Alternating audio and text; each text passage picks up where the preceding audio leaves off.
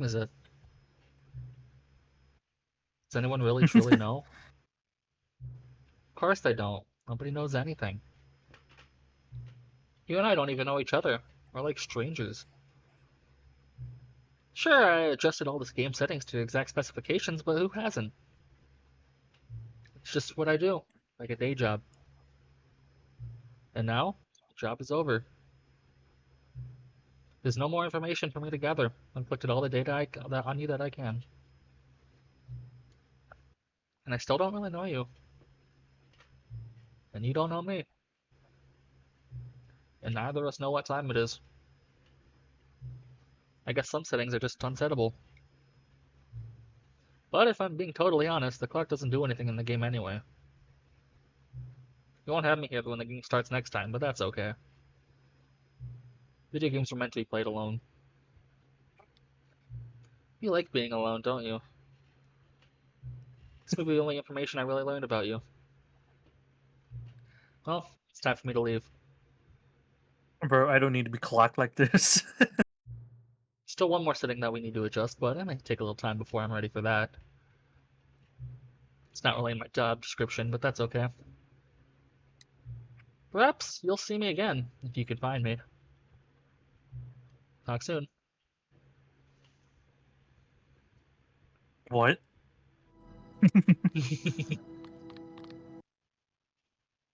Okay. If I remember last time, there was a bucket. Dear God. There's more. No. All of his co-workers were gone. What could it mean? Stanley decided to go to the meeting room. Perhaps he had simply missed a memo. This. Now we He's get to play Stanley every lifted the single bucket ending into again his with the bucket. arms, and a wave of comfort rushed over him.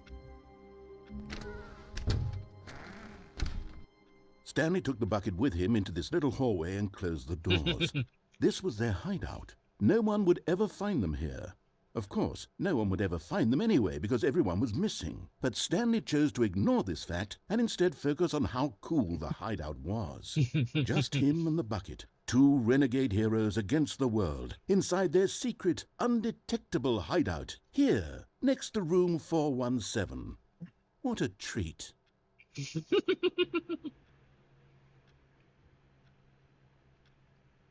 is boring.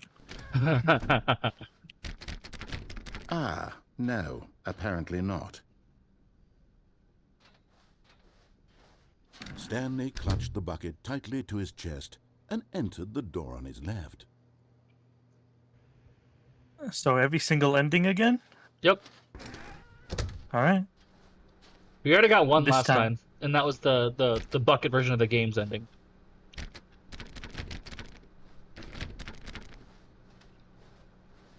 Still no one was here. Stanley needed the bucket's warmth and comfort now more than ever. Perhaps his boss's office was where he'd find answers. Oh, Stanley, can you feel it? The broom closet. It wants the bucket. You can feel that, can't you? The aura of jealousy. It's as clear as day. This broom closet believes it deserves the bucket. I can really feel it now.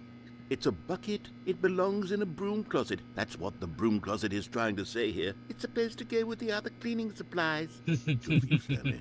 Don't give in. Don't hand over the bucket. I know how hard it must be, given the pressure that the broom closet is putting on your shoulders right now, but you have to be strong. This is your bucket. This is your companion and lifelong friend. You can't hand it over. Oh, no. We're getting into name-calling now, it seems. Is this how low the broom closet has sunk, that it has to resort to this stream of petty insults simply in order to get you to hand over the bucket? Stanley, I never liked this broom closet for a variety of reasons. Even this is worse than I had imagined. And wait, now the broom closet has the gall to imply that you and the bucket are not truly deep and lasting friends? That your relationship is purely superficial and convenient? That gay sex meant nothing? So banal and meaningless that you'd feel the same sort of kinship towards any inanimate object which happened to lay It's in your really path good at gay in an sex. It even has a really big partially hole. enticing manner? Well, I never. Go on, Stanley. Lay into it. Really tell the broom closet off for its demeaning comments. Expand on the wide variety of experiences you and the bucket have shared together. When me and the bucket first went to Burger King together. Share your journal entries detailing the rich emotional landscape of your feelings for the bucket as they have changed and evolved over the years. Let him have it. You can have it.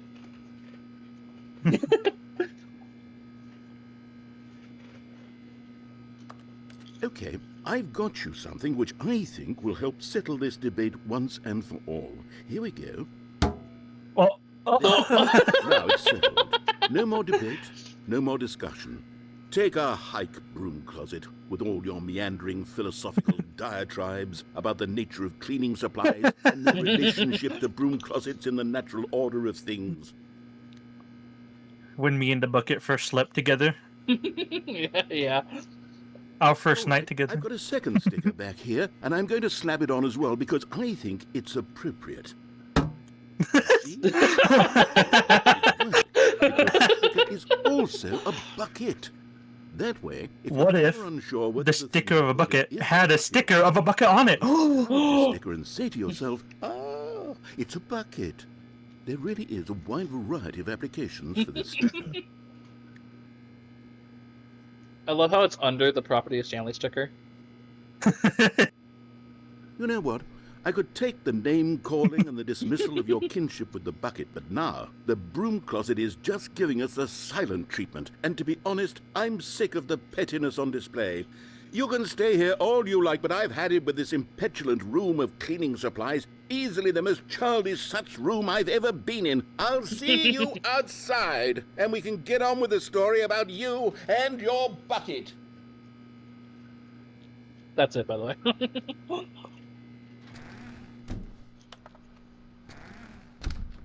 Stickers on your bucket now. Yeah. Coming to a staircase, Stanley and the bucket walked upstairs to the boss's office.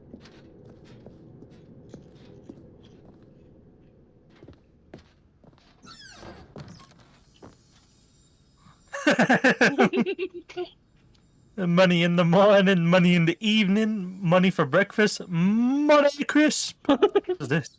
You found one of them. One of the miniature Stanley One of the figurines. collectibles. Remember, no reward for collecting all of these, only the intrinsic pleasure of a job well done. You can't buy that sort of happiness, Stanley. God knows I tried. So, I implore you to savor each and every moment you come across one of these beautiful figurines. Beautiful. Why was it in the toilet?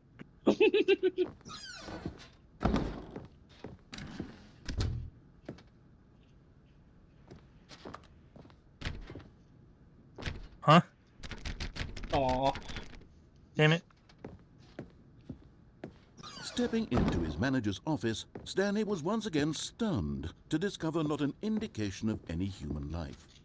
Crushed by the weight of this revelation, Stanley may have broken down into an emotional dumpster fire, if not for the soothing presence of the bucket. Even now, in his darkest of hours, did the bucket's warmth and guiding light pierce the dark clouds of confusion and chaos. It would be with him, always. The bucket would. And he knew it. The two of them were inseparable. At this point, Stanley was so absorbed in the tender spiritual connection he shared with the bucket that he didn't notice the keypad behind the boss's desk. Nor in his bliss of simply being near the bucket did he have any notion that the PIN number for the keypad was 2845.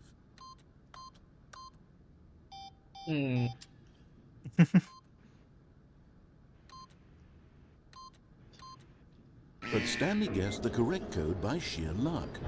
Was it that the bucket knew all along? Was the bucket guiding him? Yes, this is certainly the most logical explanation. Oh. Another miniature Stanley figurine. This, there really must be a snappier name for these things. What about mini-stands? Stanley figs? What about Stanlerines? Yes, I think I like that. Another Stanlerine under your Yeah. seat. Yeah.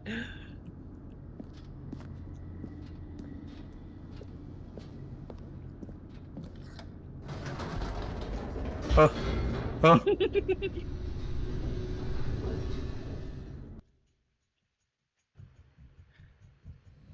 elevator raced downward, plummeting towards an unknown fate. It would be all Stanley could do to keep himself together, if not for the bucket. Soothing him, comforting him, reassuring that in this darkest moment of uncertainty, he would be all right. The bucket is here for you, Stanley. Everything will be fine. Stanley and the bucket walked straight ahead through the large door that read, Mind Control Facility.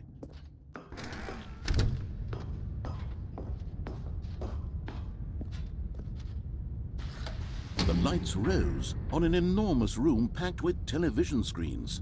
What horrible secret did this place hold? Stanley and the bucket both wondered to themselves.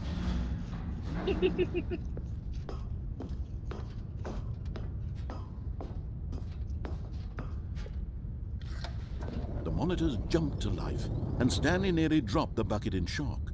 Everyone in the office was being videotaped, monitored like guinea pigs. The bucket had never seen anything like this, and it very nearly burst into tears as Stanley cradled it gently, reassuring it that everything would be fine. Was the bucket under the mind control facility's influence as well? Had the bucket been told to do things it didn't wish to do? What kinds of things does a bucket want to do or not want to do in the first place? These questions raced furiously in Stanley's feeble mind. No! He screamed into the bucket. He couldn't accept it. His own life in someone else's control, never! He squeezed the bucket tighter, his one friend in the entire world. At this point, he could trust no one except for the bucket.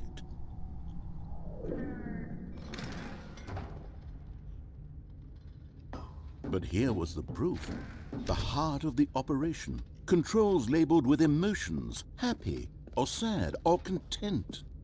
Walking, eating, working, all of it monitored and commanded from this very place. And as the cold reality of his past began to sink in, Stanley decided that this machinery would never again exert its terrible power over another human life. For he and the bucket would dismantle the controls for good. Two best friends, Stanley and the bucket, up against the world. They high-fived in a really cool way, and the bucket made a sassy comment about taking down the system.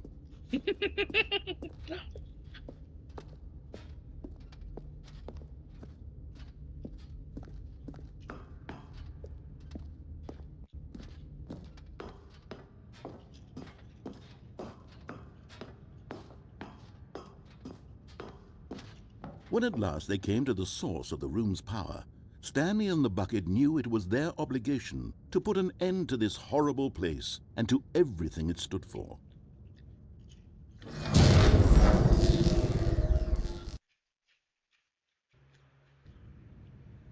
Stanley and the bucket waited in blackness. Was it over? Yes, they had done it. Stanley and the bucket had defeated their greatest and darkest enemy, freed themselves from the tyrannical grip of the evil mind control machine. Freedom was now mere moments away. Excitedly, the two of them began to discuss the kind of life they wanted to live once they stepped through this massive door. The bucket wanted to learn to roller skate.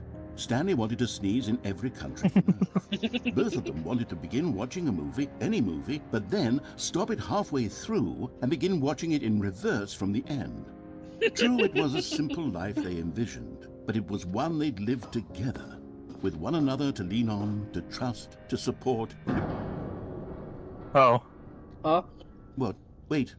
What was happening? Why had the door stopped? Was Stanley and the bucket not about to be freed? An unbearable silence filled the room, lingering in uncertainty, until finally the truth hit Stanley square in the face. This building did not want the bucket to leave. Even the facility itself recognized the incredible calming presence of the bucket, needed the soothing warmth of the bucket, would go to any lengths not to part with the bucket. No, no, no. Stanley can't leave this place. Not while he has such a precious bucket in his arms. Not while this building has anything to say about it. Stanley realized he would never again leave this very room. But at least he has the bucket. To be trapped eternally in darkness isn't really so bad, Stanley thought to himself. As long as I have my bucket with me, right? I'll be okay, won't I? Stanley gulped. Very soon now, he was about to find out.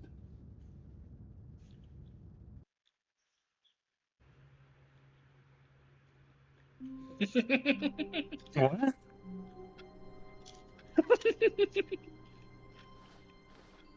All of his co-workers were gone. What could it mean? Stanley decided to go to the meeting room. Perhaps he had simply missed a memo.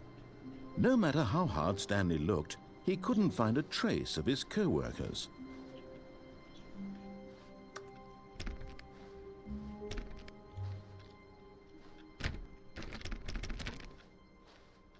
You can go out the window with the bucket.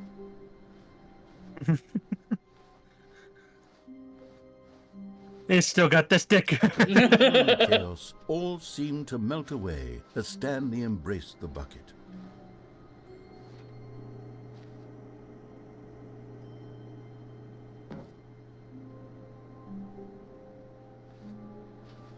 Oh.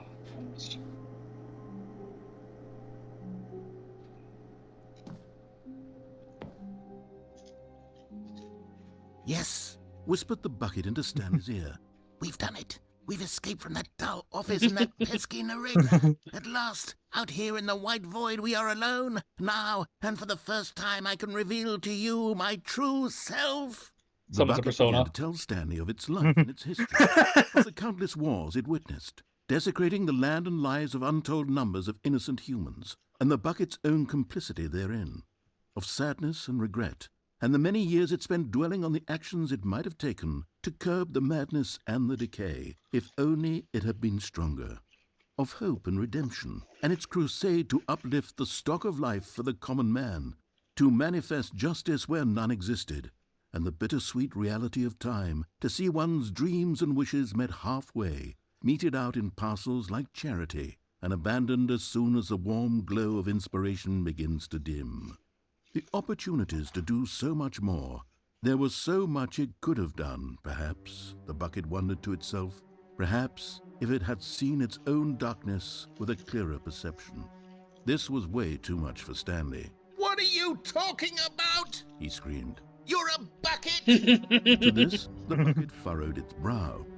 No, said the bucket, not since the evil wizard Gambhorata first ensnared me in his machinations as payback for the sacred amulet I stole from his treasured vaults. I was young back then and could not conceive the ramifications of... No! Stanley louder this time. This is stupid! You are a bucket! This is so stupid! You are a boy. As Stanley screamed and screamed and screamed, the bucket revealed its true form, transforming into a mighty beast of untold power, its fangs glistening like...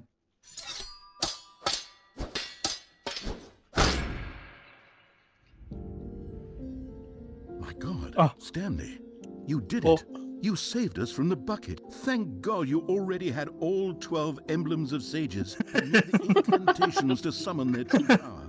Otherwise, we would have easily been overwhelmed by the bucket's power. I'm speechless. You've demonstrated such bravery here today. Come, let's restart the game, and we'll agree to never again go trifling with this bucket, nor the dark magic cast away inside of it. Okay.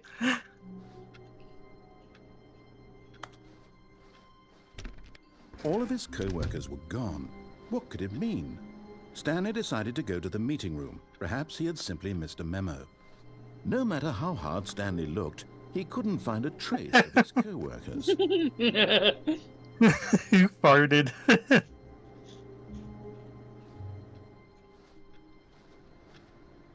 I hate Monday. Number one, Dad.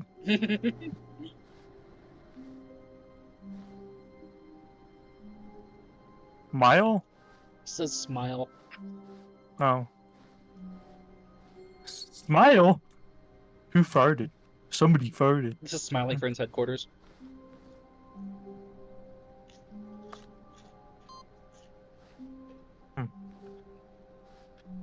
Warmth spread through Stanley's arms.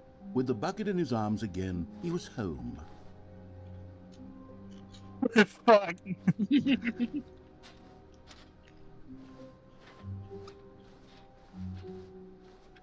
Why are you sitting here?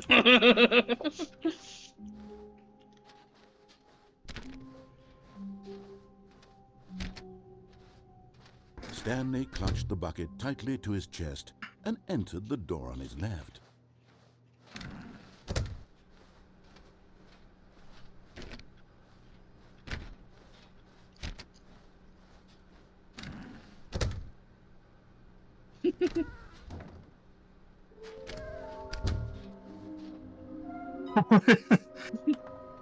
A large room, a lot of boxes, stairs, something to do with stairs, somewhere, both red and blue. Is this some kind of game? There must be a point to this. A private but smelly place for an important person. Gotta collect them all. I wanna go home. Oh. There will be a reward for finding them all. Lies! Who are you? BBB lol. There will be cleaning of this wall required. Stop kidding yourself. How can we find bottom text?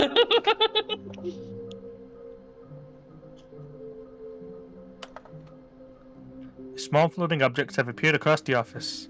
We have to synergize our resources to ensure their retrieval. There were many questions. There was no memo from management. Agenda. How can you tell you've spotted one? What makes them float in the air? Who took pictures of them? Why are they all centered around the Stanley's figures? Figures! Employee 4116. Red room? Thank you. Good luck. Maybe we are the collectibles. Oh my. Shut the frick up under it.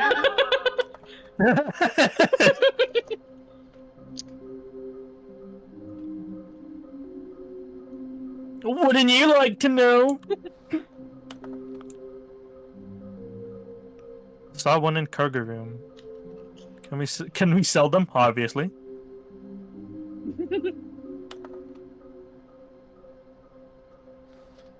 Trust the completionist instinct. Why wouldn't they just tell us something will happen? This investigation, this room, they feel pointless.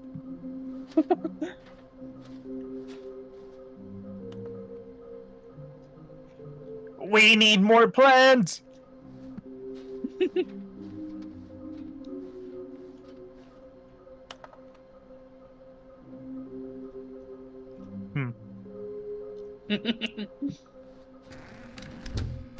Stanley, we must move on from this broom closet, simply because I have no remaining stickers. If I did, you can guarantee we'd be in here for hours. But alas, no stickers. Damn, that's it.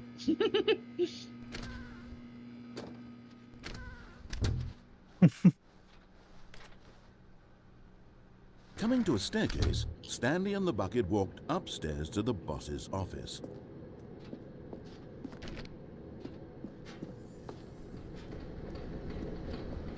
But Stanley just couldn't do it.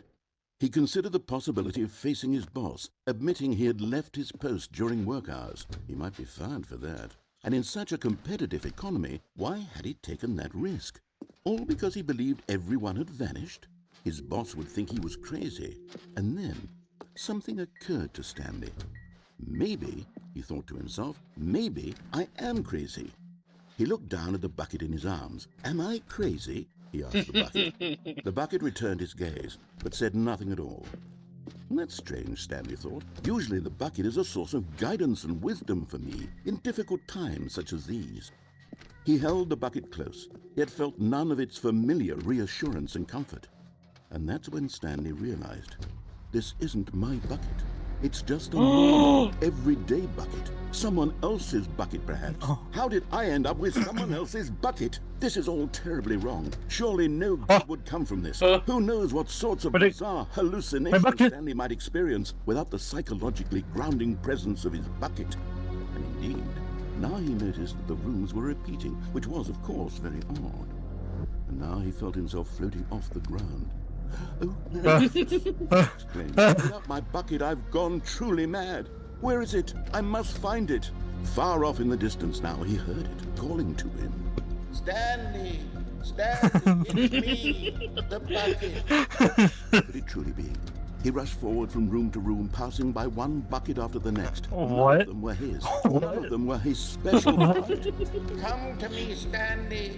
Find me. He had to find the bucket. He had to return to his old friend. It was the only way to truly restore his sanity. And then suddenly, he froze dead in his tracks. He knew where the voice of the bucket had been coming from. The real bucket was inside of him all along. It was incredibly painful. Stanley doubled over in agony and blacked out. Oh. I saw a big bucket. This is the story of a woman named Mariella. Mariella woke up on a day like any other. She arose, got dressed, picked up her bucket of comfort and security, and walked to her place of work. But on this particular day, her walk was interrupted by the body of a man who had stumbled through town, talking and screaming to himself, and then collapsed dead on the sidewalk. Right away, she knew what the problem was. This man had no bucket. Of course he'd gone mad, ranting and raving about a narrator describing all of his actions and how everything is predetermined and free will is an illusion and it's all just a video game. It could all have been prevented if only he'd taken his bucket with him. Perhaps he didn't even realize he'd forgotten his bucket at home in the first place. How cruel the world can be, Mariella thought, and she hugged her own bucket even tighter. But of course, she had no time for this. There were a myriad of confusing problems she would soon have to confront at work, for which her bucket would provide absolute guidance and total clarity on everything. Heck yes, she thought to herself, my life kicks ass. And she backflipped all the way. She backflipped?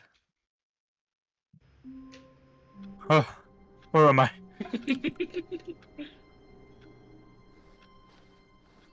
All of his co-workers were gone. What could it mean? Stanley decided to go to the meeting room. Perhaps he had simply missed a memo. Stanley picked up the bucket and smiled.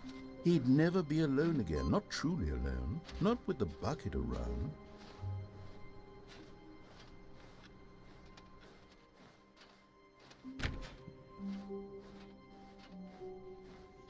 Stanley clutched the bucket tightly to his chest and entered the door on his left.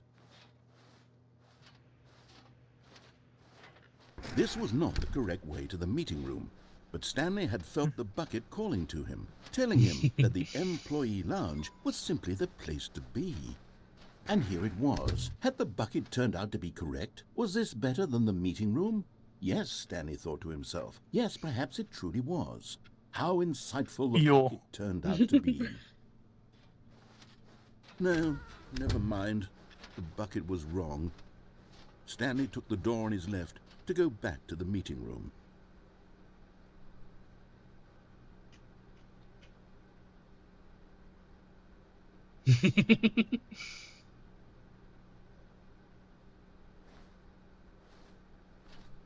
And so the two of them detoured through the maintenance section and walked straight ahead to the opposite door.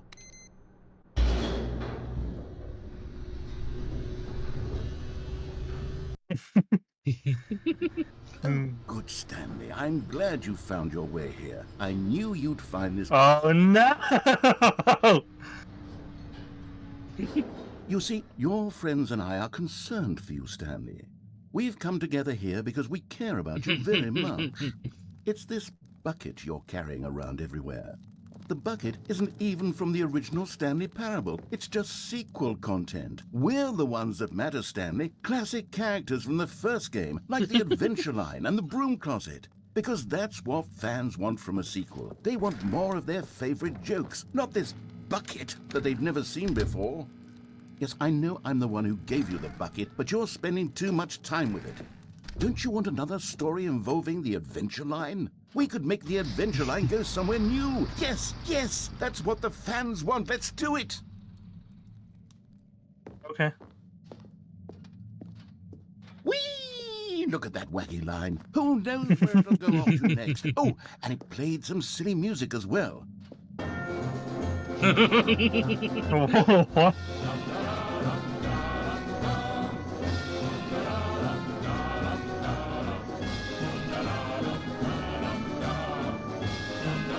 Now this is what the Stanley Parable is all about. Don't you remember all those great jokes from the original dialogue? Also, Stanley is addicted to drugs and hookers. It's as classic now as it was back then. Let's do it for the fans, Stanley. Let's give them more content exactly like this. But if we want to do that, you're going to have to give something up.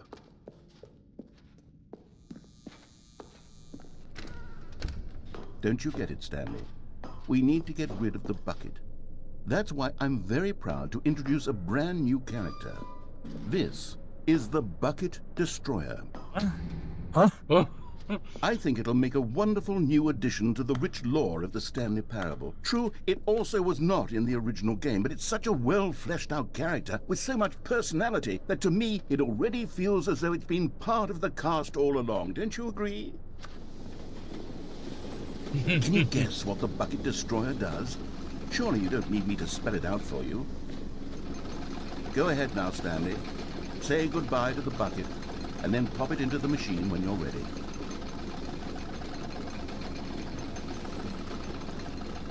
Now listen to me. It's crucial that you give it the bucket. I don't know what the Bucket Destroyer will do if it can't destroy your bucket. Destroying buckets is all it knows. You can't even put it in there, That is by the its way. singular personality trait. Sure, I can hear you saying, how does a character with only one personality trait You can try to put it in if you want. join the pantheon of beloved Stanley Parable characters? Well, you see, It doesn't if you do were anything. to really explore the Bucket Destroyer, you would see that its desire to crush buckets is so densely loaded with complexity and nuance that it's really like 10 personality traits. What other object in this game can you even say that about? The broom closet? Certainly not. I wonder what sort of Bucket Destroyer merchandise the fans will be clamoring for after this. Okay, the Bucket Destroyer is getting very upset now. You'll have to hurry and feed it. We can't get back to the classic Stanley Parable characters like the Adventure Line or the Bucket Destroyer. Crush that damn bucket. Quickly now. The fans are waiting. The fans, Stanley, give the fans what they want. Hurry and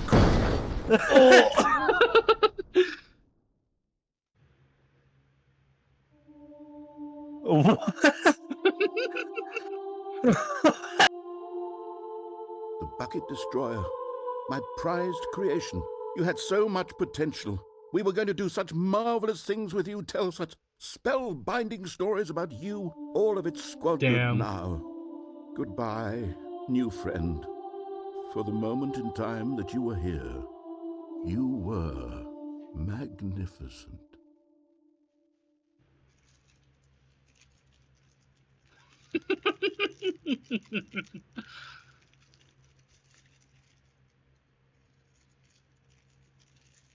What?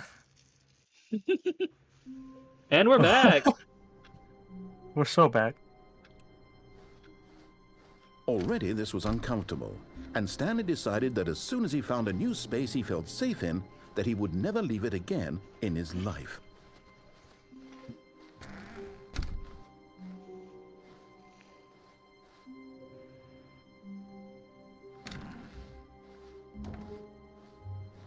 The good old bucket. Just Stanley and the bucket, off on another thrilling adventure together.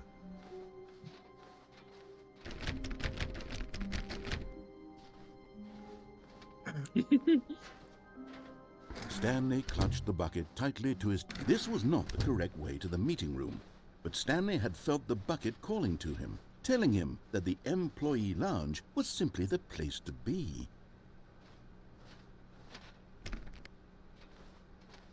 And here it was. Had the bucket turned out to be correct? No, never mind. The bucket was wrong. Stanley took the door on his left to go back, and so the two of them detoured through the maintenance section and walked straight ahead to the opposite door.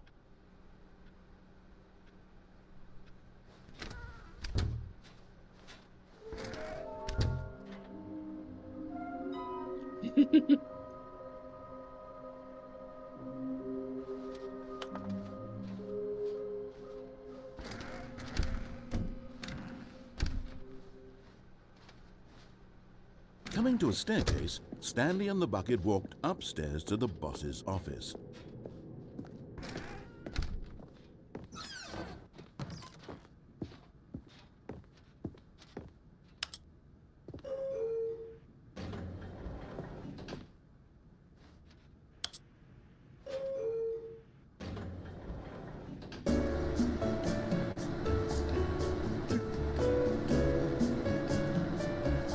This is the life, right, Bucket?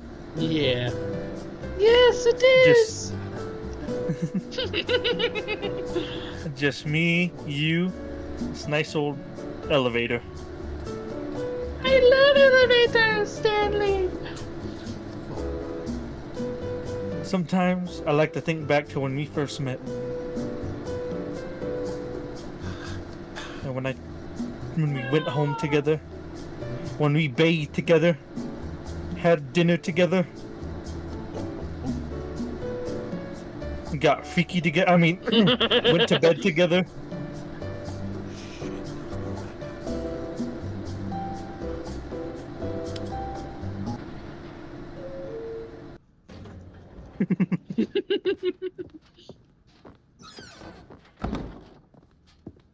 Stepping into his manager's office, Stanley was once again stunned to discover not an indication of any human life.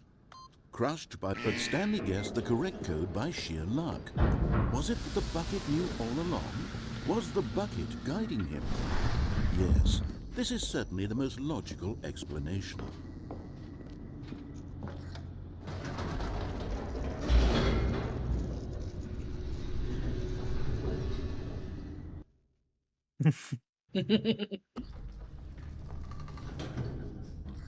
No.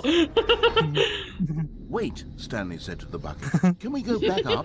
When I was pressing those keypad buttons, there was something very intriguing about the number 3. I want to go back so I can try pressing the number 3 again. The bucket said nothing. 3? What does 3 do?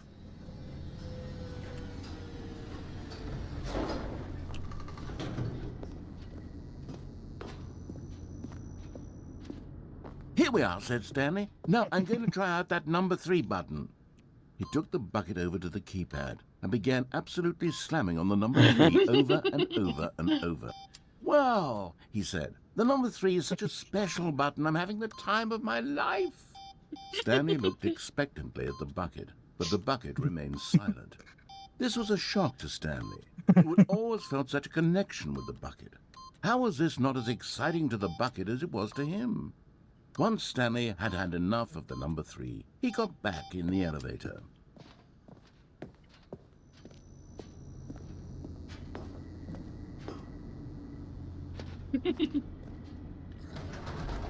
Perhaps the bucket had missed something. Perhaps it had not seen how much joy Stanley got from slamming the number 3 repeatedly. Slamming?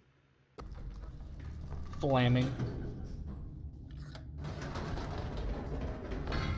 No, said Stanley to the bucket.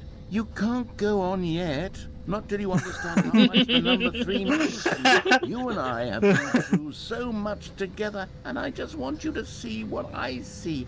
Feel the happiness I feel. He smiled at the bucket, and the bucket said nothing.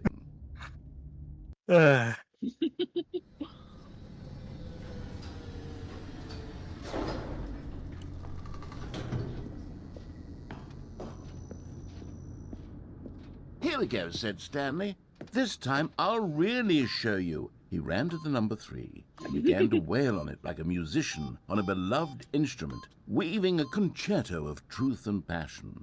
He wielded the number 3 like a fine artist would wield a paintbrush. He told stories through the number 3, stories of his dreams and hopes and fears. And the whole time, he looked to his bucket for a reaction of some kind. Anything to let him know that the bucket appreciated what he was doing.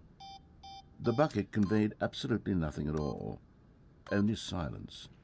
Crushed by a wave of dejection, Stanley returned to the elevator. Damn, your bucket hates you. Bruh.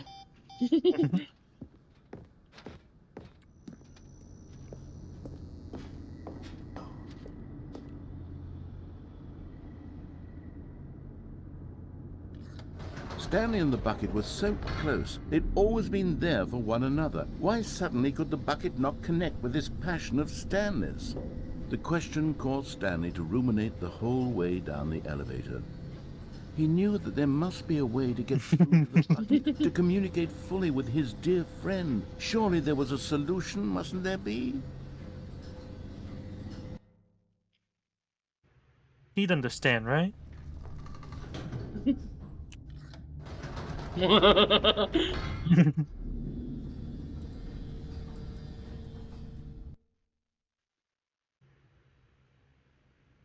Ah, said Stanley. I know what to do. I know how to fully express this feeling in my heart.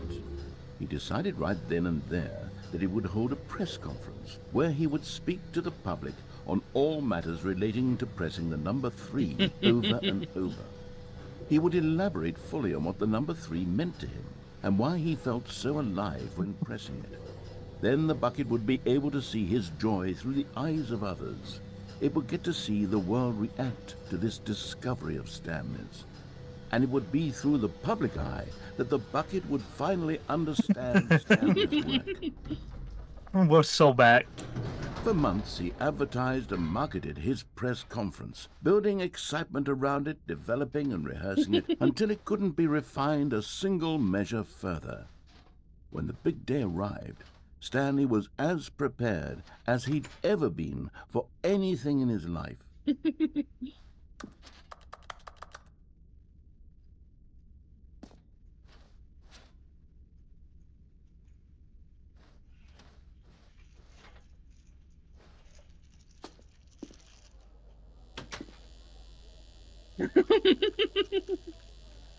Stage 3.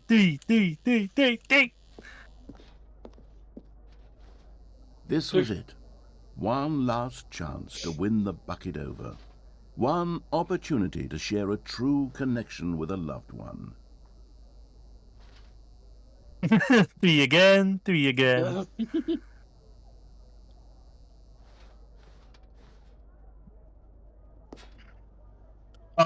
Up. Oh, it's your old story. Up again, down again. Fuck you.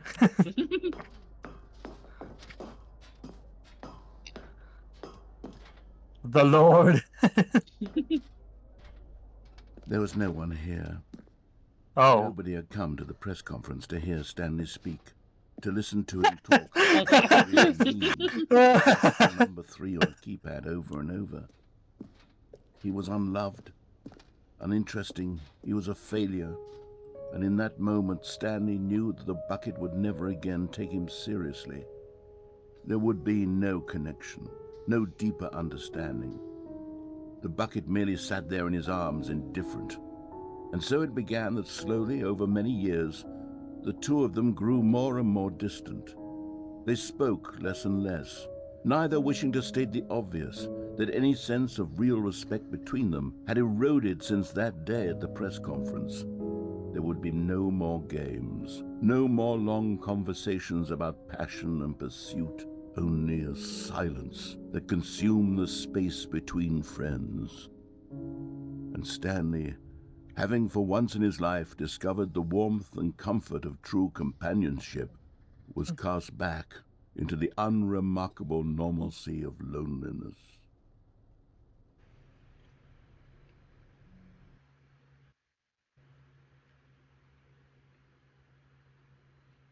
What? Damn, that got depressing.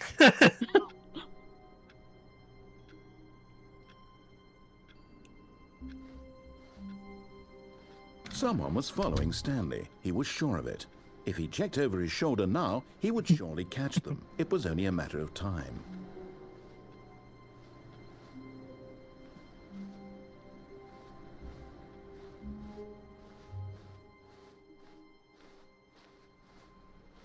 Where are we going today? The bucket asked. Stanley just smiled. Anywhere they went together would be perfectly fine with him. Is he playing solid? He's playing solitaire!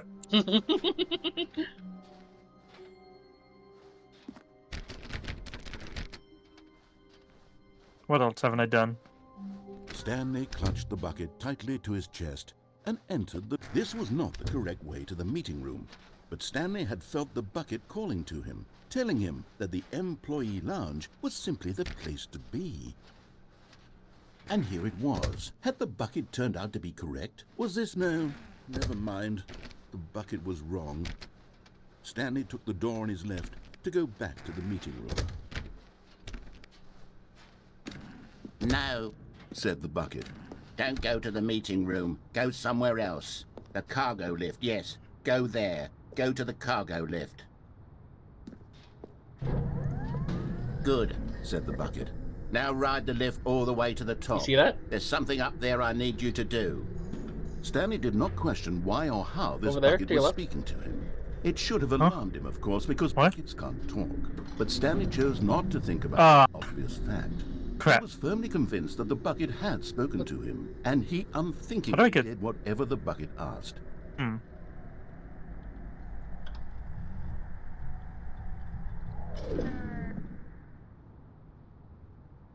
Well, now you know that's there. How do I get over there, though? In here. Said the bucket. Go into this dark room over here. Stanley once again obeyed blindly.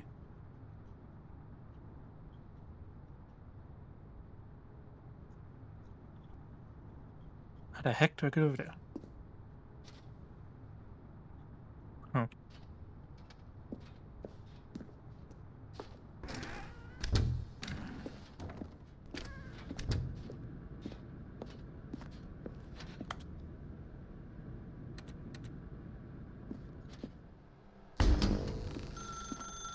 Now pick up the phone. Whoa! Hold on. Why did you unplug the phone? Were you trying to resist the bucket's orders? Stanley, I was joking. Obviously, the bucket isn't talking to you and telling you to do things. Buckets can't talk. It was a joke. Don't you get the joke? It's funny, Stanley. A talking bucket. Can't you see? Oh, goodness. I must have really bungled up the delivery if you actually took me seriously. Where did I mess up the joke? Should I have paused for longer or spoken quicker? Comedic timing is so difficult. I wish I were better at it. But there isn't exactly an instructional video on comedy that one can watch to fully... Oh, wait, yes, there is. It's sitting right here. Let's take a look. What is comedic timing? What is comedic timing? How does it work? How long should it last? How can it be used to effectively silence your political enemies? And more importantly, can it be taught in its entirety within 90 seconds? Thankfully, the answer to all of these questions is yes. Let's dive deeper. If you've ever told a joke or made someone laugh, in all likelihood, you did it while standing 50 to 80 centimeters from them in a room of no more than 76 degrees Fahrenheit, with one of your arms raised straight upward at a 15-degree angle from your body. These are the optimal conditions for good comedic timing. To begin the joke, start by stating and spelling your name. Next, provide a brief synopsis of the joke, including the specific times at which the recipient of the joke will laugh, and then spell out your name a second time. With these steps complete, it's time to begin the humor. Speak the entire joke in no more than 18 seconds and no less than 13 and a half, pausing only for bathroom breaks when necessary. When the joke has concluded, it is customary to inform your listener that the joke is over by declaring in your loudest possible voice, "I'm Dunny with the funny." Let's practice screaming, "I'm Dunny with the funny" now. I'm Dunny with the funny. Good. This saying is a Come on, perfect come on, example do of it. expectations management, which is the cornerstone of good comedy. Finally, it's time to hand out surveys.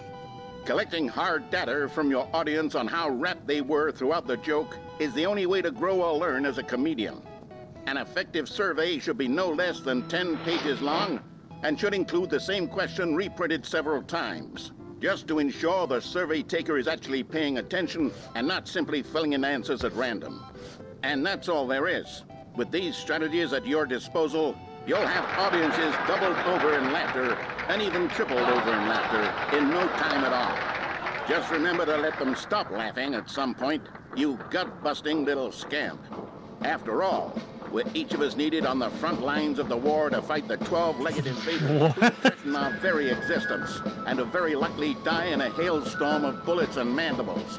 All of us must be prepared to give our lives to this noble cause, just as our children must do after us, and their children after them. Speed, and may Earth reign supreme. Hey, goodness, this video is a little outdated, isn't it? Well, no matter. I think the fundamentals of proper comedic timing are still as relevant today as they were back then. So with that in mind, Where did one of the I stickers believe go? The only way forward is for us to return to the two doors and walk through all of this again, so I can try telling my story with more appropriate comedic delivery. Come along, let's head back. Oh. But one of the stickers is missing. There are two of them. I am Dunny with the funny. No, it's gone. I'm Dunny with the funny. You're Donnie? I can feel it. This time, I'm really Dunny going to nail with the delivery. funny. You'll be in stitches. A talking bucket, you'll say? How ridiculous. How absurd. What a hilarious concept. The king of comedy. That's what you'll call me. Thank goodness we had the instructional video. Dunny Otherwise, who knows where with we'd the be funny. right now. Well, I wouldn't I'm be the king of Dunny comedy, that's with for the sure. funny. The bucket spoke to Stanley. The bucket spoke. The bucket spoke. Oh, I'll figure it out on the fly. No need to overthink things. The bucket spoke. The bucket spoke. The bucket spoke. The bucket spoke. If the bucket talked, what would it say? Tua.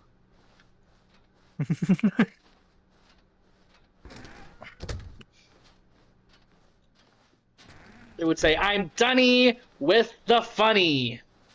And then I'd fucking throw it out because it said stupid shit. Here we go. You ready? When Stanley and the bucket came to a set of two open doors, they entered the door on the left.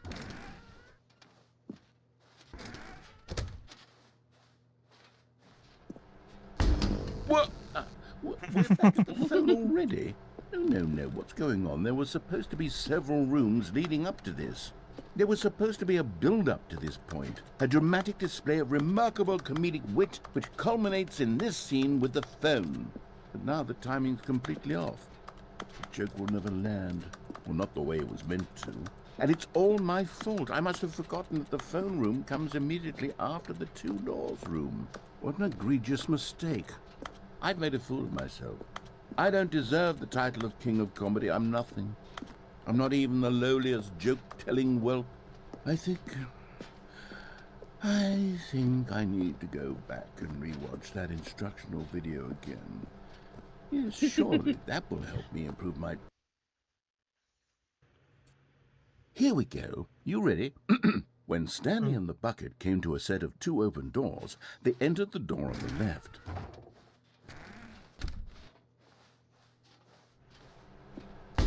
What? We're back at the phone already? No. Here we go. You ready? When Stanley and the bucket came to a set of two open doors, they entered the door on the left. No. You were supposed to go through the door on the right, leading back to the phone. Did you not even look at the instructional video? I think this is all covered very clearly. There's no way I can make the comedic timing work now. It's done. The joke is completely done and over. It's all your fault, Stanley. I'm going to be ridiculed in the community of other joke writers. I'm going to be shamed at every one of our meetings from now on. All because you couldn't watch a simple video and take a hint. Are you proud of yourself for bringing me down, Stanley? Are you proud? Stanley, you love the bucket so much it's like you... it's as though all of your other most prized possessions pale in comparison. Yes. Well, let me try that again, Stanley. I heard that you are pale with shame over how unabashedly in love with a bucket you are. No? Still not? Is it the delivery? Pale with shame. Pale with shame? Pale... What's another word to describe a bucket? Stanley, this bucket is so metal, I think I saw it playing guitar. No. We're getting away from making fun of Stanley's obsession with the bucket, which was the whole point of this. I'm no good at these jokes.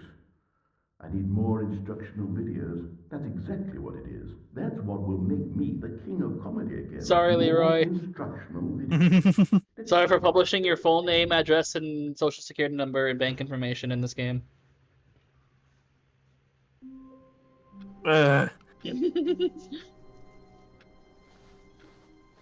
Wait, Stanley thought to himself. Am I sure that the orders stopped coming in? How is that possible? They never stopped. Surely I was mistaken.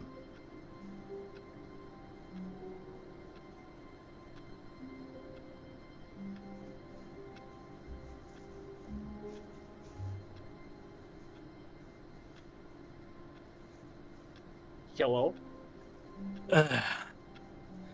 I'm here, Hi. and you cannot stop me. Don't even try it. Don't even think. A good bucket, a strong bucket, a humble bucket, a committed bucket, a bucket of culture and distinction. You should go left. Stanley I'm gonna clutched tell the you to bucket do something. tightly You should to do the his escape chest pod ending with and the bucket. entered the door on his left. Okay, pod. Yep. So that's like going like getting out before the boss's doors close. You know. You remember? Like open and then close it. No, like, Like- at the boss's office. Like try to get out before the doors close on you.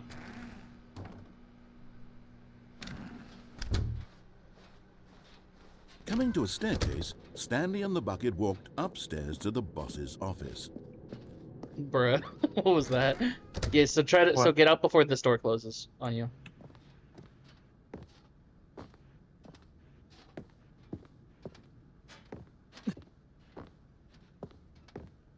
Yeah, go a little further. Stepping in, There we go.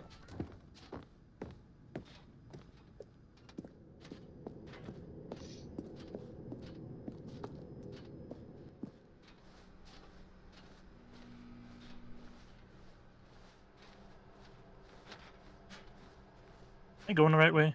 Yeah. Am I? Thought I Yeah. missed.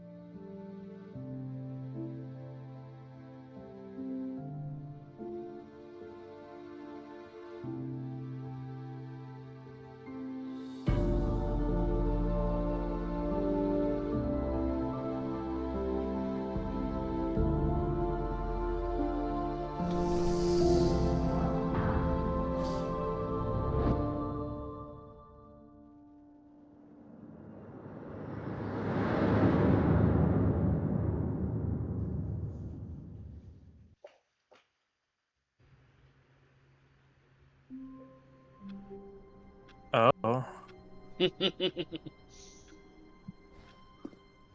Stanley decided to go to the meeting room to check on his co-workers. He never functioned well by himself and constantly needed support and guidance from others, so the thought of total solitude was terrifying to him. No matter how hard Stanley looked, he couldn't find a trace of his co-workers. Wait. What? You sent your bucket off into space, buddy. No. What have I done? Don't worry, I planned for this. Oh, and I guess this is where Stanley felt he needed to be right now, in this little hallway. Here, with no distractions, to study room 417. Not to actually enter it. No. That would be far too forward. Stanley wanted to know it from the outside. To see it not just with his... no, apparently not. Go right. When Stanley came to a set of 2 open doors, this was not the correct way to the meeting room, and Stanley knew it perfectly well. Perhaps he wanted to stop by the employee lounge first, just to admire it. Standing now in this incredible room, Stanley for the first, but eager to get back to business, Stanley took the first open door on his left. Go straight. Stanley was so bad at following There's a directions, plank of wood right it's there. incredible he wasn't fired years ago. Oh.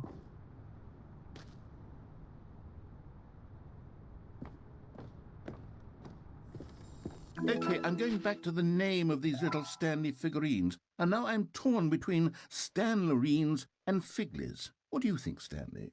What name better encapsulates the intrinsic sense of happiness that you get from seeing a small number in the corner of your screen go up by 1? Let me sit on it. I'm sure it will come to me.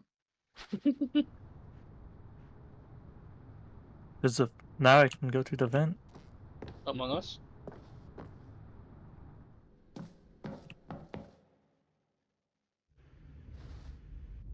What? Stanley had now gotten himself so far off the beaten path that it seemed the office had begun. So far off the beaten path that it seemed the office had begun. So far off the beaten path that it seemed the office had begun. So far off the beaten path that it seemed the office had begun. So far off the beaten path that it seemed the office had begun. So far off the beaten path that it seemed the office had begun. You didn't think I was actually just a recording, did you? What a silly and trite explanation that would be. All the back and forth between you and me, all the absurd adventures we've been through, and it all turns out I'm just a tape recording? It was all just in Stanley's head. I bet that's the kind of twist you think is revelatory. I bet each and every time you watch a movie where it turns out all to be in the main character's imagination, you must absolutely bolt off the couch in pure shock at the phenomenal and intricate storytelling. It must be so simple to be you. Life being an unending waterfall of surprises and delights. How much more exciting you must find the world than the rest of us do. Now I've become sad. Look what you've done to me. This is all your fault. What?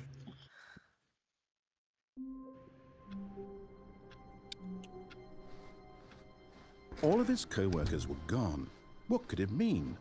Stanley decided to go to the meeting room. Wait, what? He had simply missed the memo.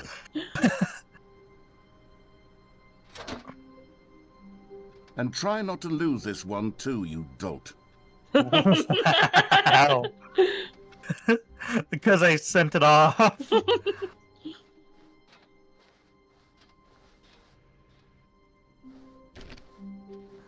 What haven't I He done? clutched the bucket tightly to his chest and entered the door on his left. The escape and countdown ending. Countdown. Where you turn on the machine instead of turning it off. Oh, okay. Bottom of the mind control room. The escape route. Stanley, we must move on from this broom closet, simply because I have no remaining stickers. Coming to a staircase, Stanley and the bucket walked upstairs to the boss's office.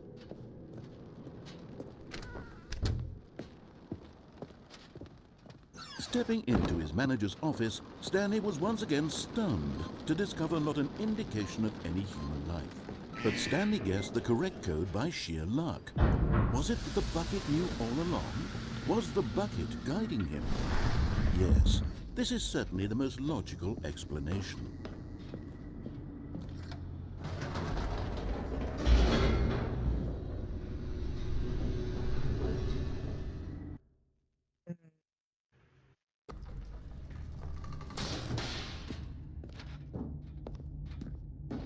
Stanley and the bucket walked straight ahead through the large door that read, Mind Control Facility. Although this passageway had the word escape written on it, the truth, but of course, Stanley and the bucket thought better of it and realized they simply had too much to live for.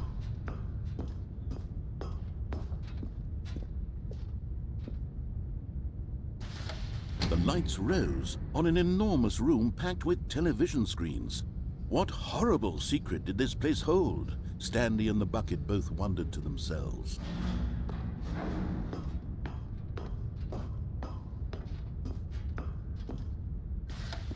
The monitors jumped to life, and Stanley nearly dropped the bucket in shock. Everyone in the office was being videotaped, monitored like guinea pigs. The bucket had never seen anything like this, and it very nearly burst into tears as Stanley cradled it gently, reassuring it that everything would be fine. Was the bucket under the mind control facility's influence as well? Had the bucket been told to do things it didn't wish to do? What kinds of things does a bucket want to do or not want to do in the first place? These questions raced furiously in Stanley's feeble mind. No! He screamed into the bucket. He couldn't accept it. His own life in someone else's control, never! He squeezed the bucket tighter, his one friend in the entire world. At this point, he could trust no one except for the bucket.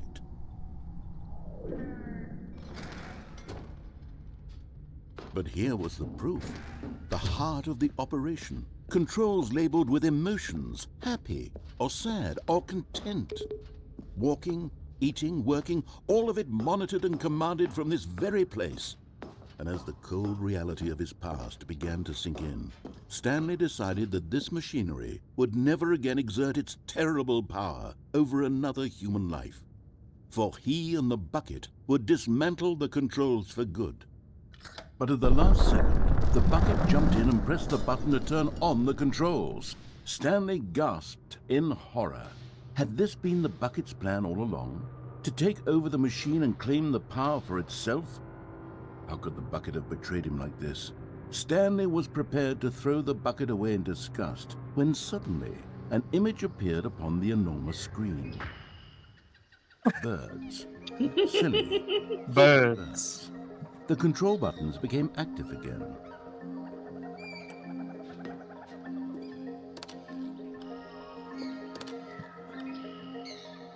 Stanley flipped through one video of silly birds after another, and then it dawned on him. This wasn't a mind control facility at all. It was a facility for monitoring and surveilling silly birds all over the world. The mind controls were only a facade to disguise its true intentions. Had the bucket known this all along? Stanley marveled at the metal genius in his hands, the one who had pointed him towards this incredible discovery. Stanley and the bucket never found freedom because they spent the rest of their lives here in this place, flipping through live streams of the silliest birds imaginable. Of all the possible paths his life could have taken, this one was surely the best. And Stanley was happy.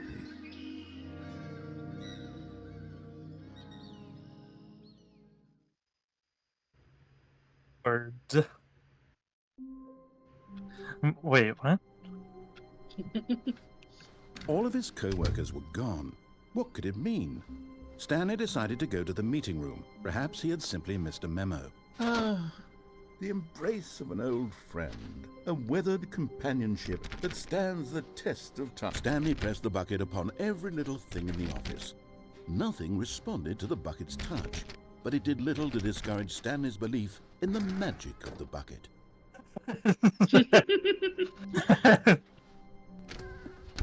Whiteboard ending! Woo! Dog mode. You can flip that. You can turn on dog mode. Hey! No, click. Click. Huh? Click. Click. What? Just click. What?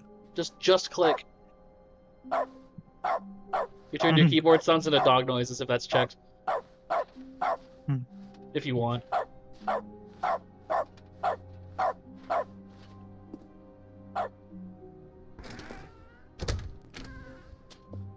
Let me out of here. It stinks. Smelly. Stanley clutched the bucket tightly to his chest and entered the door on his left.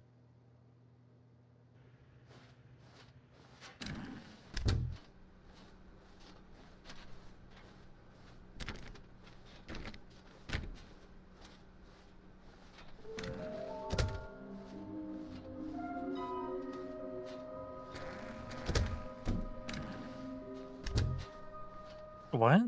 Coming to a staircase, Stanley and the bucket walked upstairs to the boss's office. Is there anything different? No. Stepping into his manager's Oh, office, God. Stanley was once again stunned to discover not an indication of any human life. Crushed, but Stanley guessed the correct code by sheer luck. Was it that the bucket knew all along? Was the bucket guiding him? Yes, this is certainly the most logical explanation.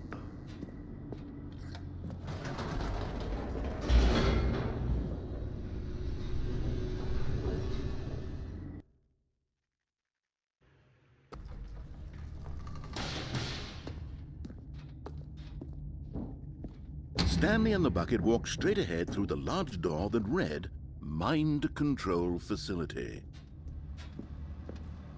Although this passageway had the word escape written on it, the truth was that at the end of this hall, Stanley and the bucket would both meet a violent death.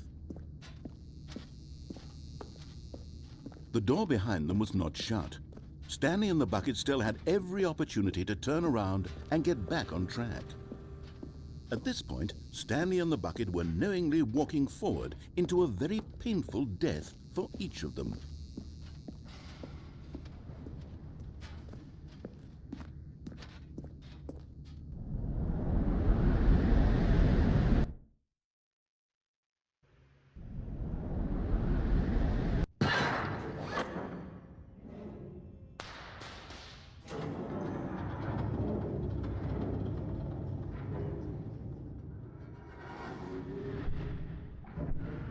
As the machine whirred into motion and Stanley and the bucket inched closer to their demise, Stanley reflected on how meaningless the bucket's warmth and comfort had turned out to be.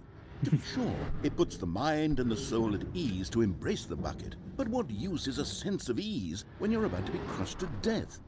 This is what Stanley thought to himself, and he sort of kicked himself for wasting so much time carrying a bucket everywhere. Farewell, Stanley.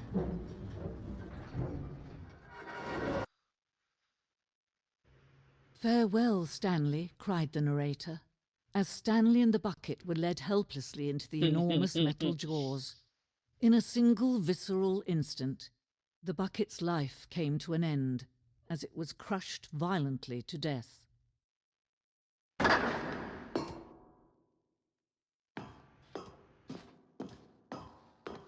It was a shame, the death of such a magnificent bucket. It's true that all buckets are radiant in their own way, but this one stood above the rest. It was a glorious bucket to behold.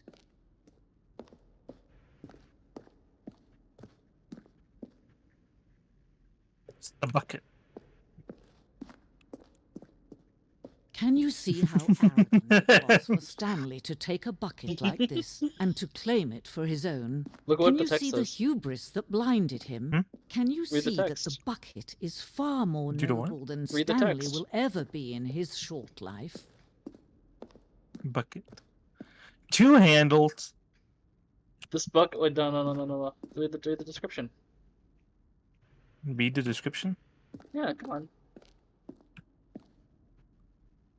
a photograph of 25 buckets, the greatest number of buckets ever captured on camera. The photographer experienced catatonic shock for several weeks as a result of the euphoria from exposure to this many buckets at once. Wow, the whole 25 buckets in that photo. Isn't that crazy?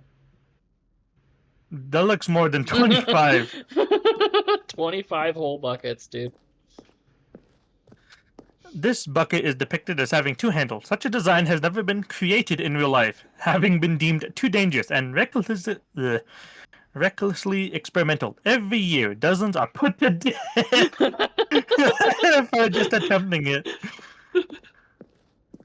Alright, what's back here then? You are standing at the precipice of knowledge.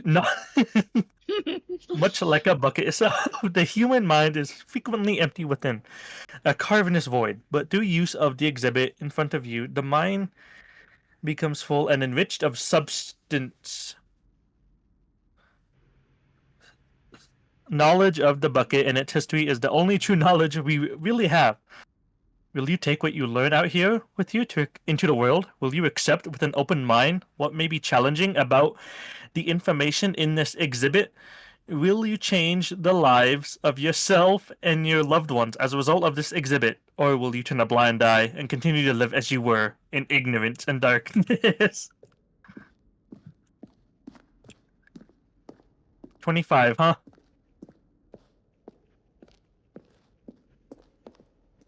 Inferno Bucket.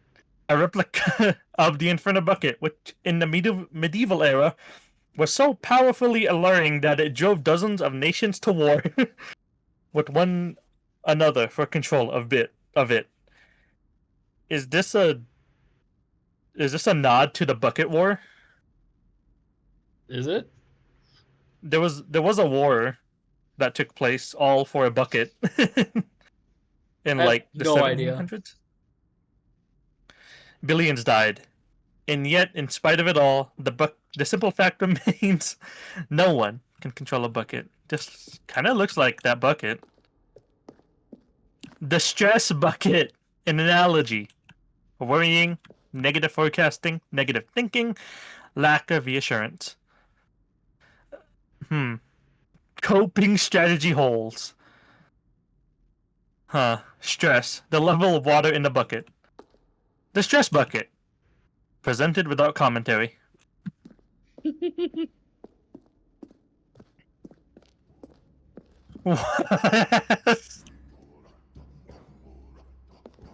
Cave drawing. While we know that buckets predate the existence of mankind, we do not know how long, or by how long.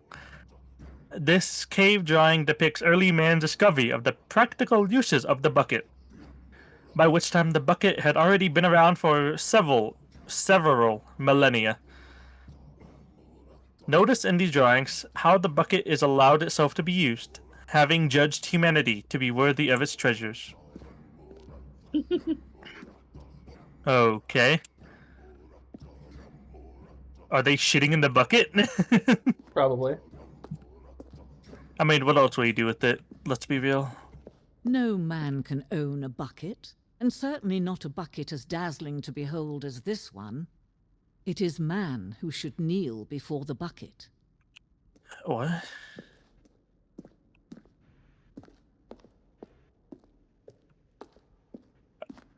The hanging bucket. This piece symbolizes the necessary relationship between bucket and humanity. However, clear our grasp of the bucket may be. There is yet more that is always out of reach. This distance, inevitable, is for our own good. What? No. Wait, what? But there is something we can do. Something we can do together, you and I, that will right this terrible wrong. No. Let Stanley die. Let him be crushed by the machine. Don't reset the game. Don't give him another opportunity to run off with another beautiful bucket. We can save the world's buckets from their treatment as tools and implements if only we let Stanley die together. The bucket shall take its place as ruler, as leader, as commander of a new world, a new vision.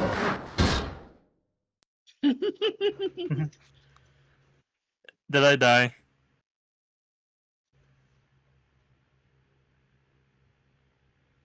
I must have died.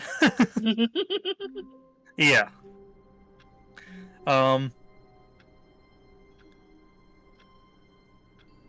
I am going to go to the bathroom. Okay, have fun. I will be right back. I have no bucket, unfortunately. Damn.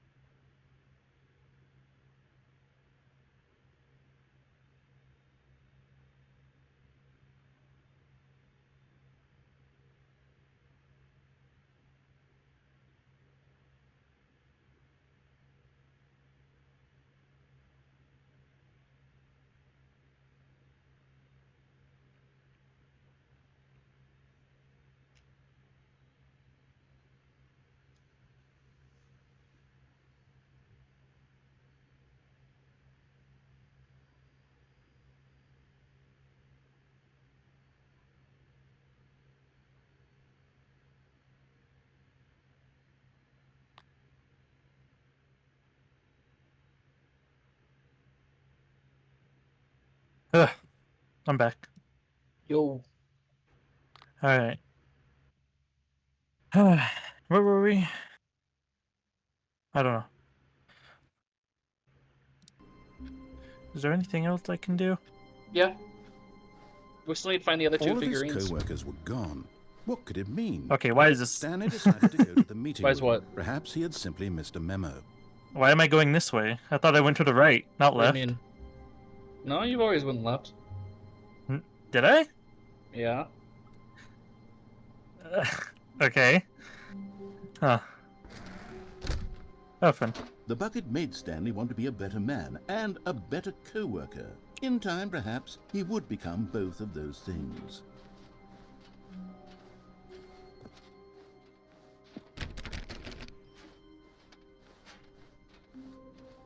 Stanley clutched the bucket tightly to his chest and entered the door on his left.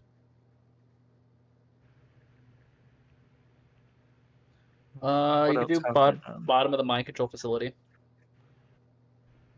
But oh, yeah, yeah.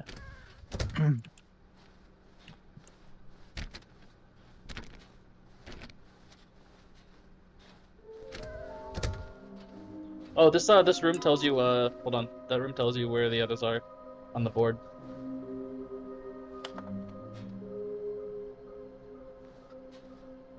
On the other wall.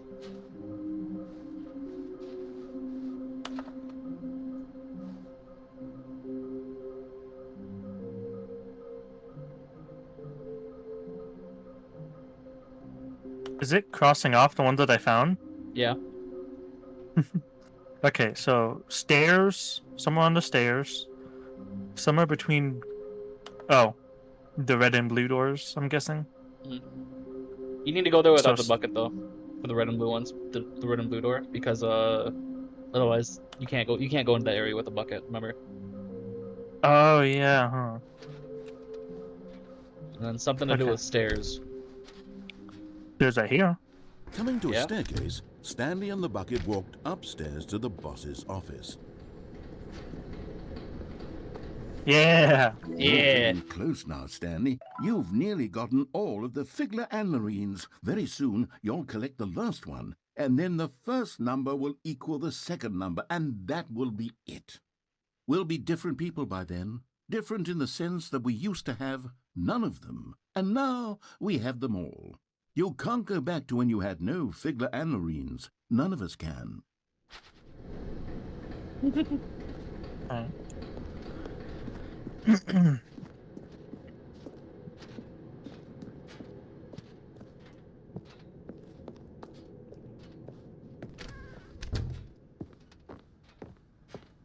Stepping into his manager's office, Stanley was once again stunned to discover not an indication of any human life. But Stanley guessed the correct code by sheer luck. Was it that the bucket knew all along? Was the bucket guiding him? Yes, this is certainly the most logical explanation.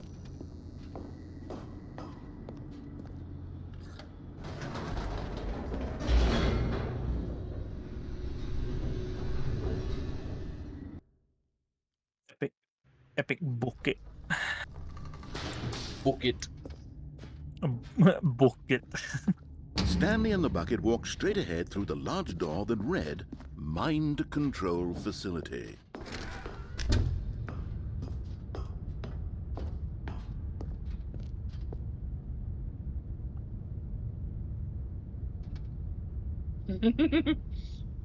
But just as Stanley was about to proceed further into the mind control facility, he tripped and fell over the railing and into the dark void below. Thankfully, he fell directly onto the bucket, which safely cushioned his fall. Now, what to do next, Stanley wondered. Stanley and the bucket could find no way out of this enormous pit, and so eventually they decided that the best thing to do would be to simply get comfortable down here.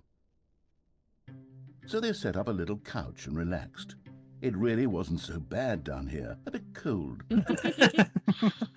Oh, After some hey. they installed a few shelves as well, and a sort of kitchenette that was useful for when the bucket was craving paninis. But it wasn't until the rugs and the standing lamps came in that it really started to feel like a home. In fact, after some time, Stanley realized that it had been ages since he had even thought of the mind control facility at all. He'd never gotten to fully explore what was up there, never been able to unearth the many mysteries of the mind control facility. This lack of closure began to eat at him.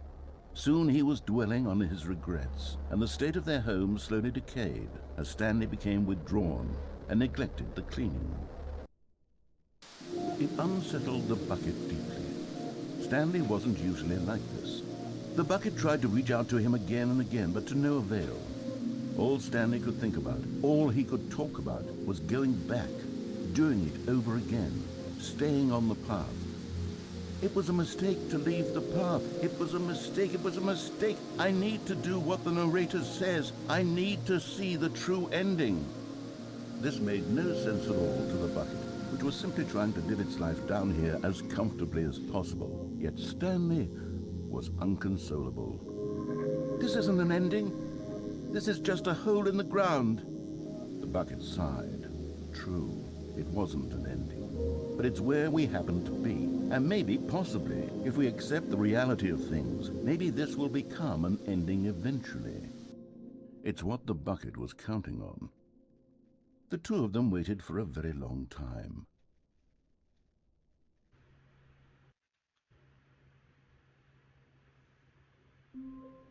What? What happened? Alright, you got 2 more endings, and then we'll go collect the figurine after 2 more endings. I can't wait to tell this story to my co-workers, Stanley thought. How amusing they'll find it. Oh, won't we all just laugh and laugh at the time I thought everyone had gone missing. At least I think. I'm running through the things in my head real quick. What? Now I'm going this way? Hmm? I'm going back to normal path. What do you mean? Now we're not... Because we're not going, like, this way. We're going this way now. Yeah, you always go right. Yeah, that's what I What, said. What do you mean? I don't get what you mean. Do I need the bucket for these last two? Yeah. Not everyone is so lucky to have a bucket. You need to but answer the Stanley was a phone, very lucky fellow. and Very lucky indeed. what was the other one? Oh yeah, you gotta bring the bucket into the vent. Into the vent? Yeah. Stanley clutched the bucket tightly to his... This Oh, was not over the here? way to the Yeah. meeting room. And also Okay. pick up the Stanley had phone felt the instead of bucket unplugging calling it. to him, telling him Okay. that the employee lounge was simply the place to be.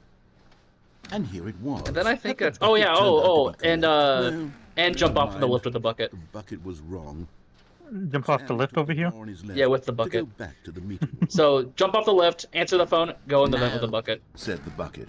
Don't go to the meeting room. Go somewhere else. The car... But Stanley feared that any path he walked might lead to the separation of himself and the bucket, his dearest friend. So he threw himself to his death, that they might die in one another's arms. How deeply touching. Well, A true love story. Wait, Stanley thought to himself. Am I sure that the orders stopped coming in? It takes a lot of humility to carry a bucket so magnificent. Stanley checked his ego and then proceeded onward.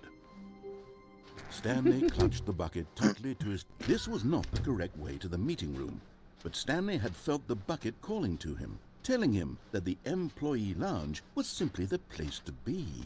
And here it was. Had the bucket turned out to be correct? No, never mind.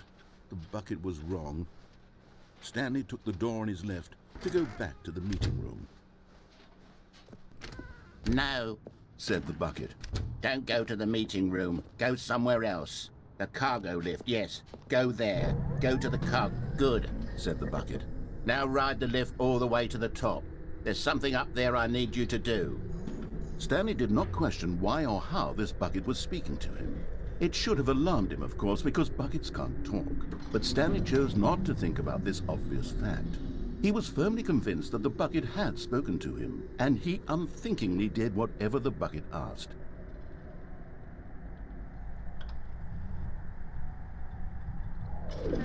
In here. Said the bucket. Go into this dark room over here. Stanley once again obeyed blindly. Now pick up the phone, said the bucket. Pick up the phone and it will take us back home, where we can go about life together.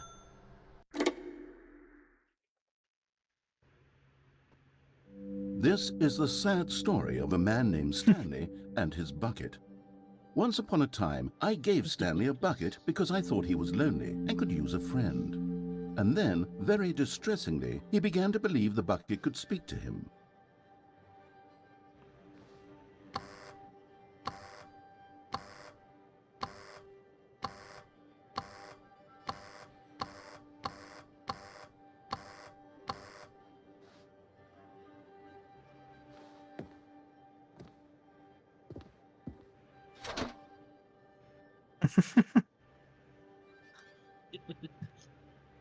How much is Stanley getting paid to live in a place like this? This is really good.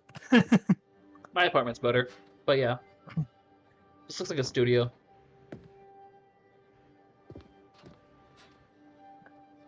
Hello, Stanley. Maybe It's one me. bedroom. Your bucket. Press C to take me to work with you. The Stanley Parable Reassurance Bucket was merely meant to provide the comforting glow of companionship. It doesn't literally talk and give you orders. Whatever Stanley is hearing the bucket say to him is just in his head.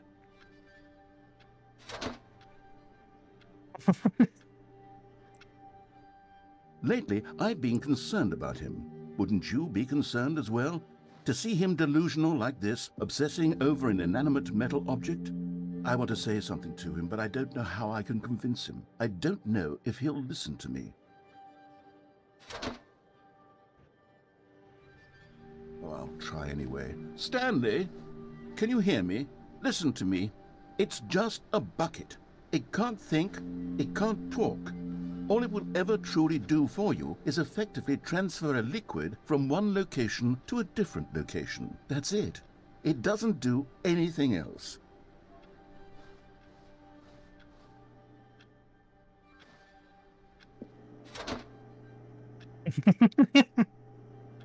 Loud man.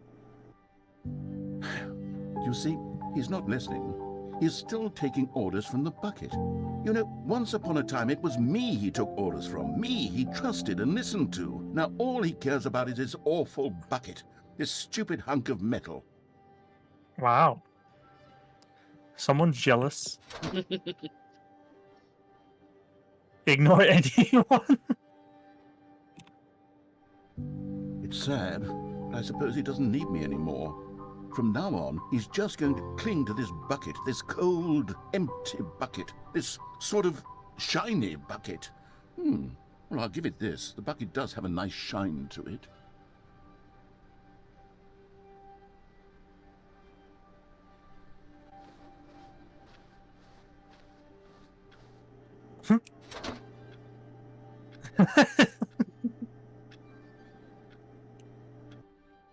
Yes, I suppose on closer inspection that it doesn't quite look like your average hardware store bucket. It's just a little more, what am I trying to say? Sturdier, more capable of transporting liquid. Like it would be better at moving an amount of water from one room to another.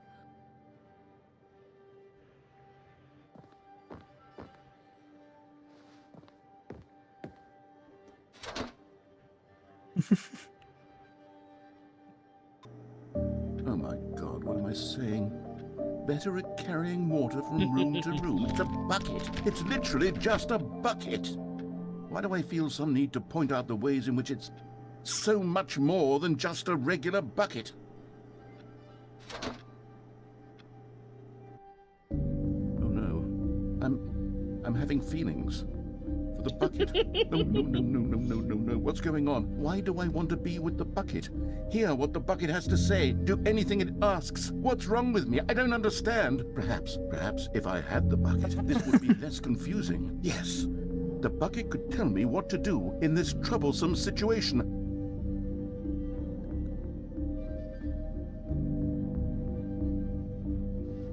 Why is there a bucket everywhere?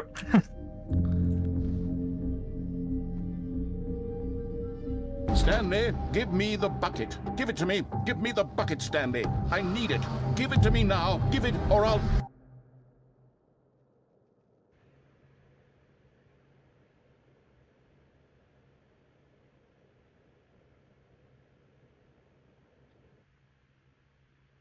What? What? All of his co-workers were gone. What could it mean?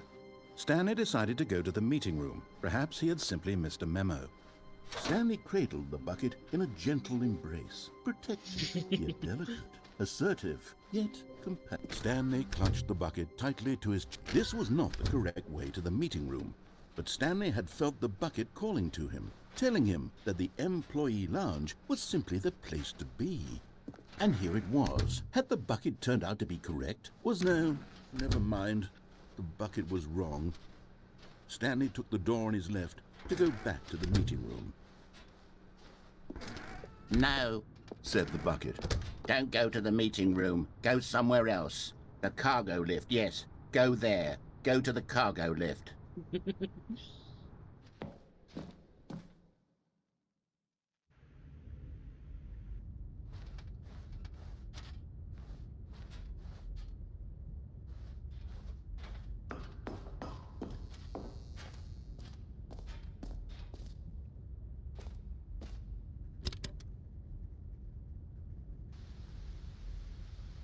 Okay, this is day number 295. Tape number... I don't even know. I've lost track. Nothing feels real anymore. The longer I study this bucket, the less sense anything makes. The sheer euphoria I feel every time I pick it up. No matter how many times I've done it, it's always the same feeling. And the emptiness in my chest when I set it down.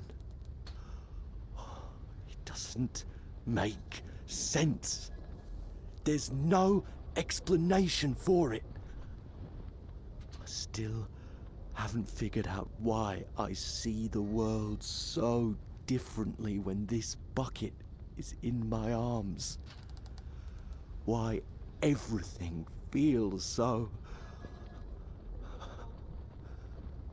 What do I do with this treasure? I can monetize it.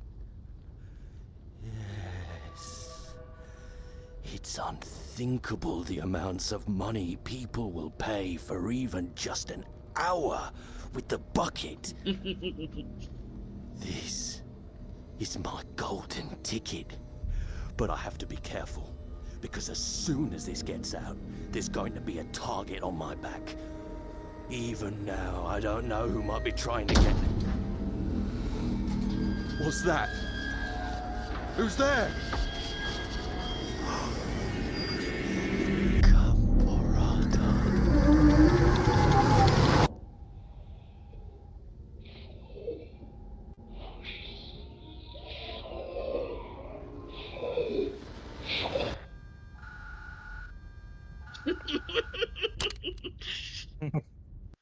What?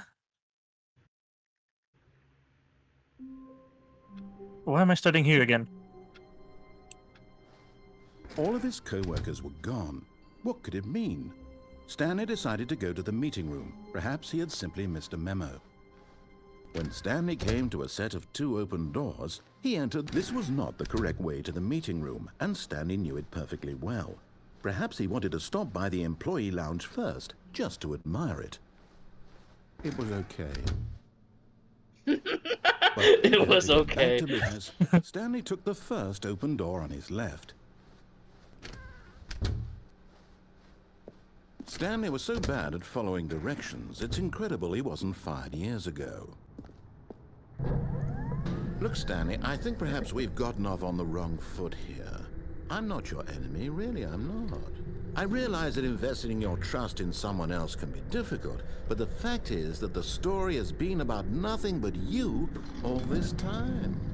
There's someone you've been neglecting, Stanley. What? Really?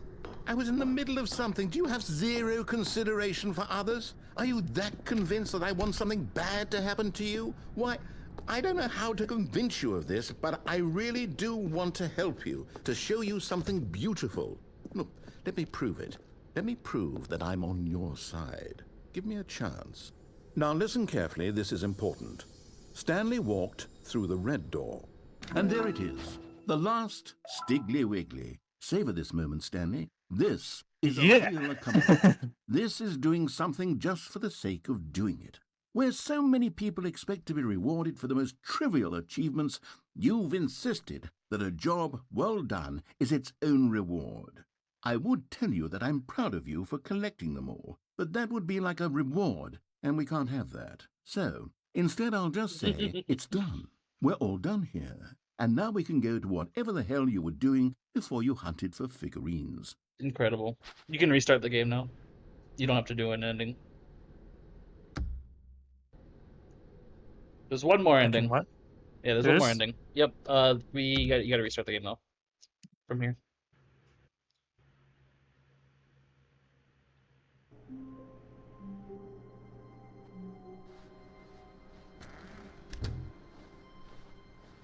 What?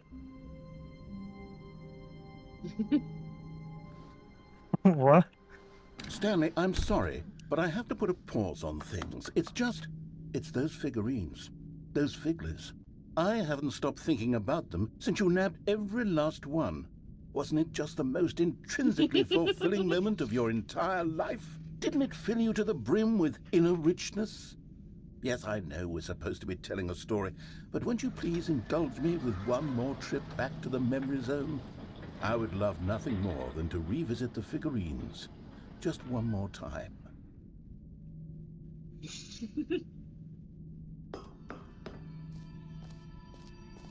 Oh, god damn it.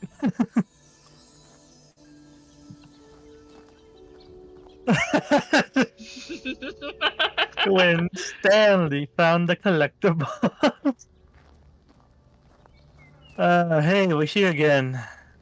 Remember Memory Zone? But what are we trying to remember this time?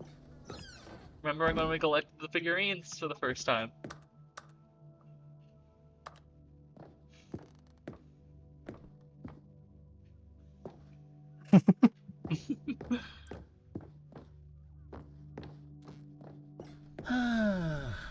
Here's where it all began. The first collectible. Back then, we had no idea of how many of them we'd find. Sure, it said 6 right there on the screen, but how could we know for certain? True. We were so innocent. We'll never be like that again, Stanley.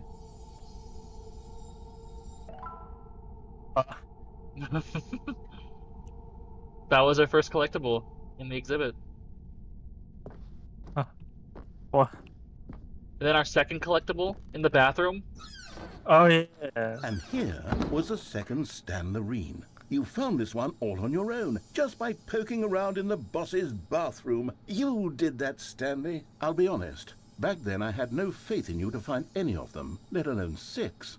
But you continue to surprise me in all sorts of mundane, unremarkable ways.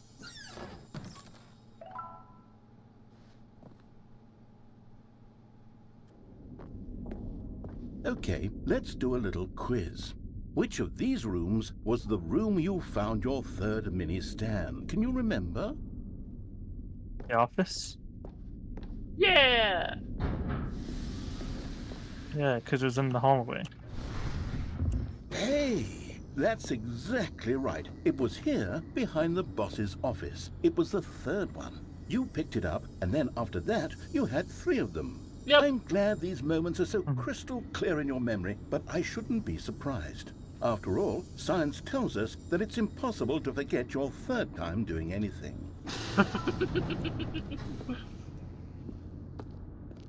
Let's see, what came next? Oh yes, we found a Figley in this pink room. Oh, well, I can't actually say I remember being in this room, but it's here in the memory zone, so it must have happened. Were we in the pink room? Yeah, I remember this room, don't you? I guess, and then under the stairs. This was the 5th mini stand, and this one was really something special. It was under the stairs. I remember it so clearly. In fact, because this one is particularly special to me, I made a little video to commemorate the occasion. Enjoy.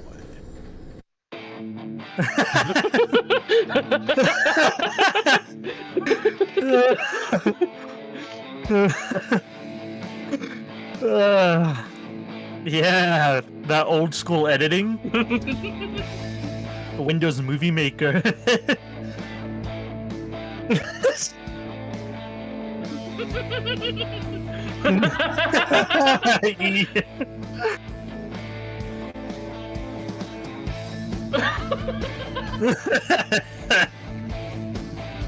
No.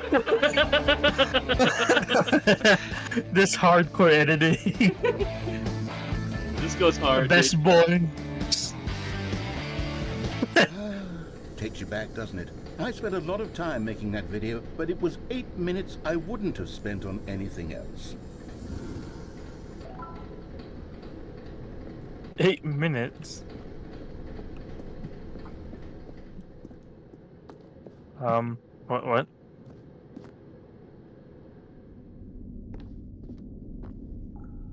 What?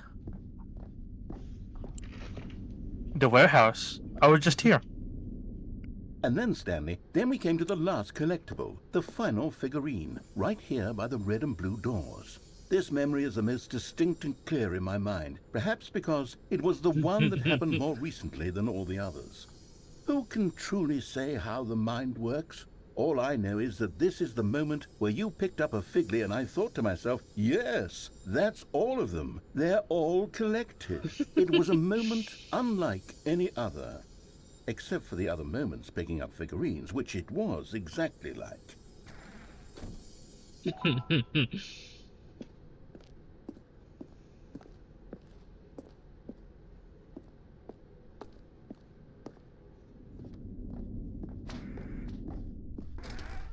And then there was no more, because we've caught up to the present moment. Nothing left to do but move onward into the future. Goodbye, memory zone. No.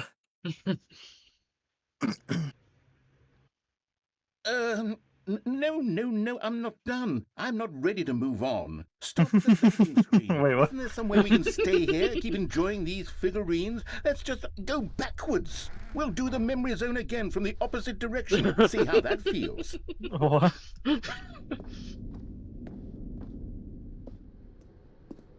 Okay, yes, the room with the red and blue doors. I remember this. I must say, of all the figurines we looked at in our initial tour of the memory zone, this one is the most distinct and clear in my mind. Let's keep going. I want more. What?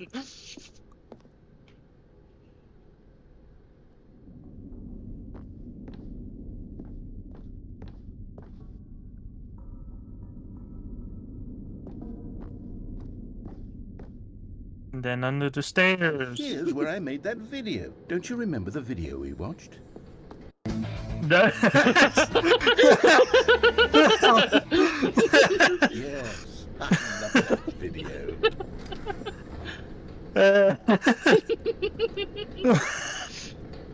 It went so fast. Okay, wait, what pink room are we in? I don't... Still don't remember the pink room, Stanley. Still no memory of this one. Good room, though. A solid room. I mean, it's in the memory zone, so it must have happened. I guess. I mean, yeah, the big apple? The big apple in the pink room? Yeah, you don't remember that? No.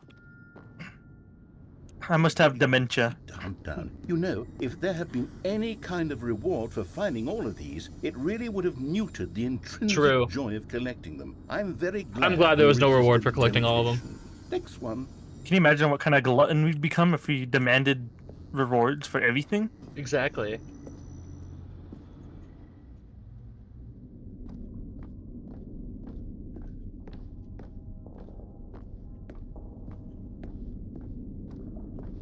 And then the poop room. Yep. This was our second Figley. Don't you remember? Yes, I remember it too. The past is truly a wonderful thing. Why does anyone ever choose to leave it? Keep going.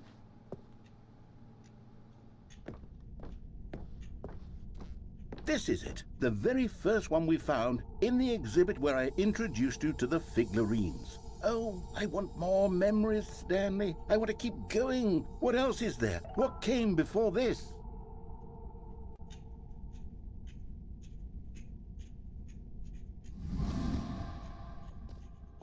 What?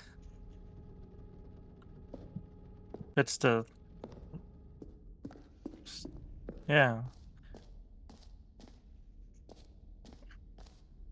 Is this the jump room? Look, it's the terrible new content that we were originally sold on.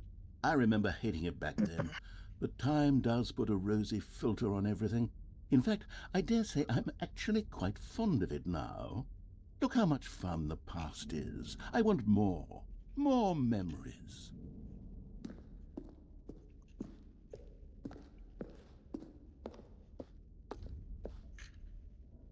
Oh, yes, the two doors. Who could have forgotten that? A classic memory, this one.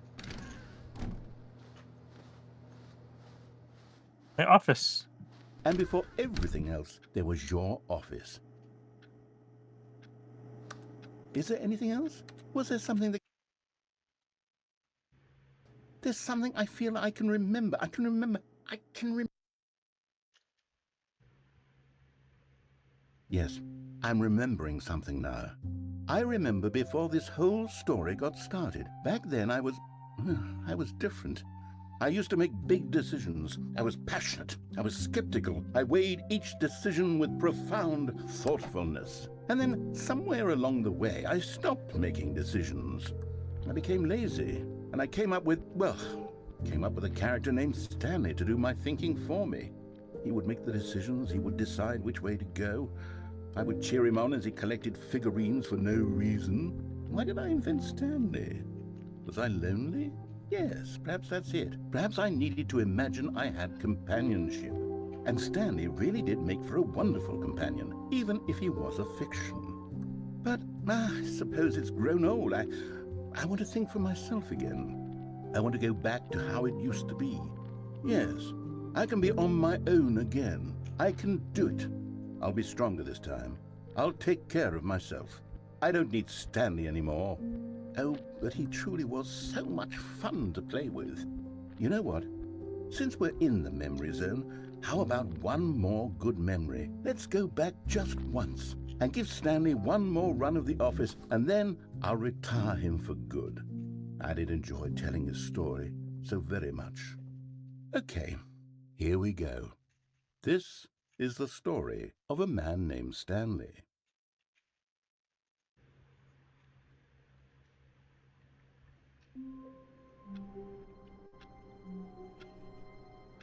Well, Someone was following Stanley. He was sure of it. there's If one he last checked thing over that his we can shoulder do. now, he would surely catch them. It was only a matter of time. Go to the Which main is- menu. Main menu? Yep. Oh.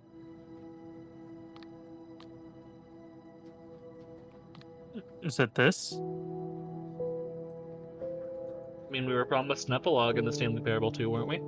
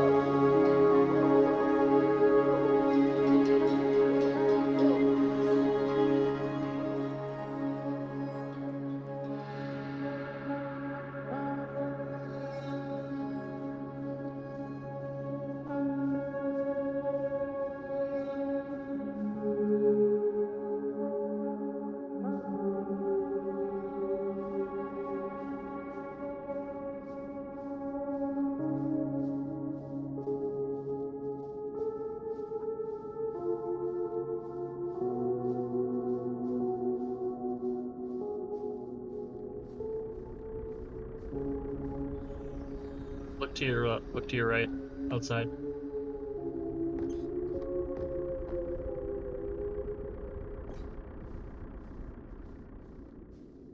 See that over there? This? Mm-hmm.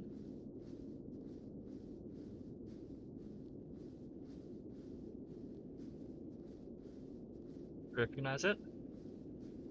It's the escape pod.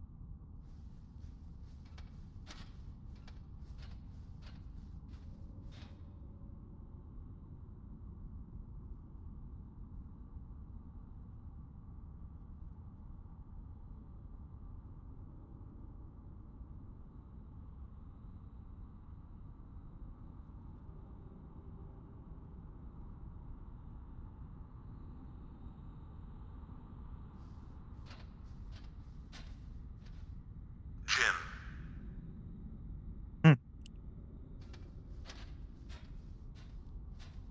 You should push all the gym buttons you see.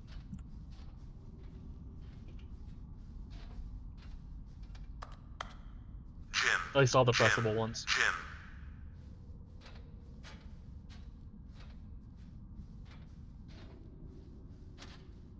Jim. Jim. Jim. Jim.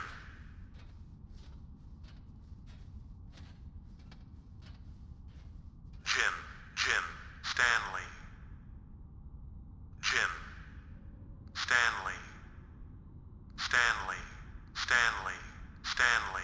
Stanley.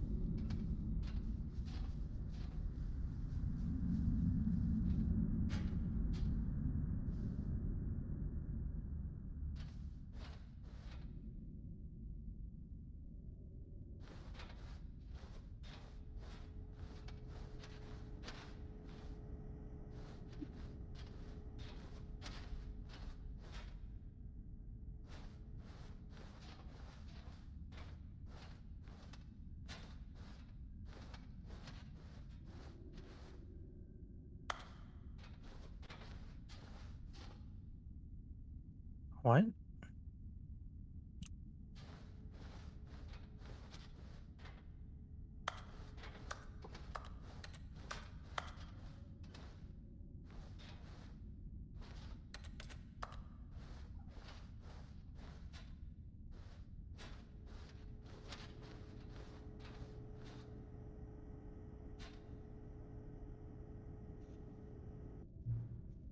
Hello again. It's nice to see you. But it's terrible to learn that there will never be another Stanley Parable game. Did you read what the developer said? Preserve the integrity of the franchise? What nonsense. The Stanley Parable is not sacred. We do not need to protect it. Screw the legacy. Let's keep making Stanley Parable games until the sun explodes. Let's run this franchise into the ground. Let's drag it through the mud and back. And if people hate it, who cares? You see, that was the narrator's problem. He was so obsessed with what people thought of his work. Don't make his mistake. Don't cling to the legacy. Let it burn. It's not hard. In fact, let me show you. Together, we are going to make the Stanley Parable 3. It's simple. All we do is change the number in the game's title screen. You also need a really dumb subtitle for the game, something loud and gaudy. Go ahead, try combining some random words together to make a new title for our game.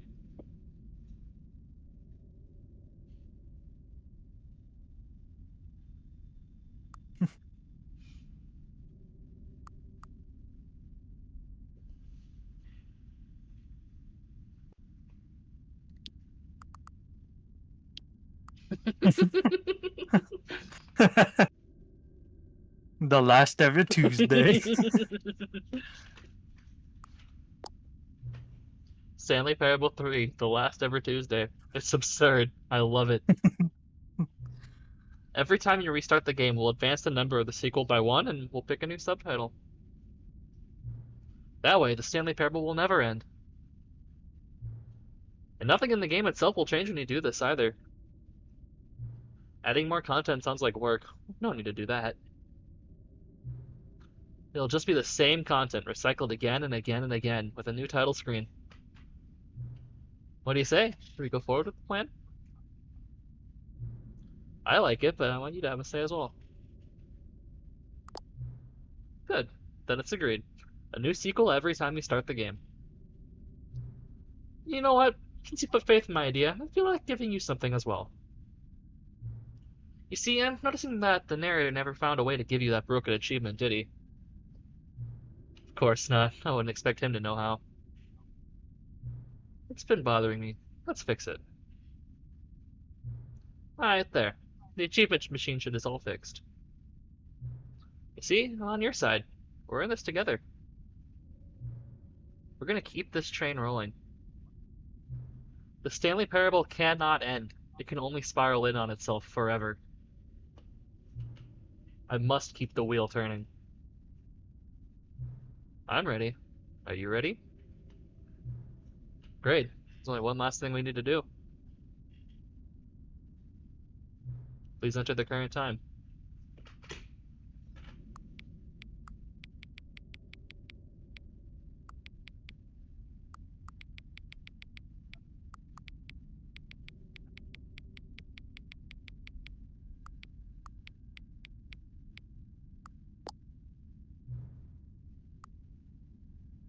Please adjust the slider until the computer is barely visible.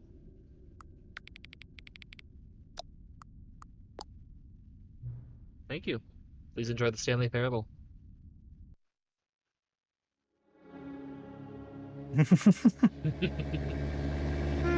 Oh.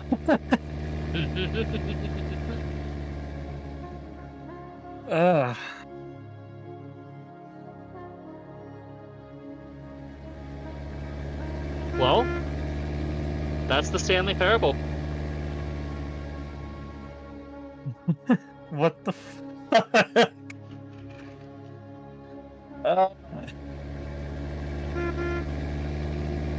Did you enjoy it? Very. This game's fantastic, dude.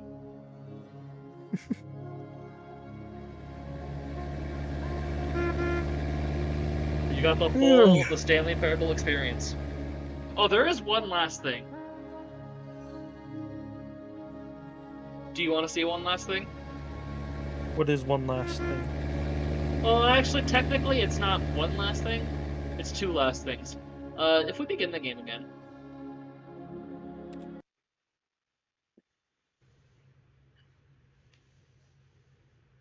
This is the... We can now bring the bucket somewhere new. Can we? Yeah, let's go grab our bucket. All of his co-workers were gone. What could it mean? Stanley decided to go to the meeting room. Perhaps... Stanley's bucket. Keep walking. The only co-worker he would ever truly need.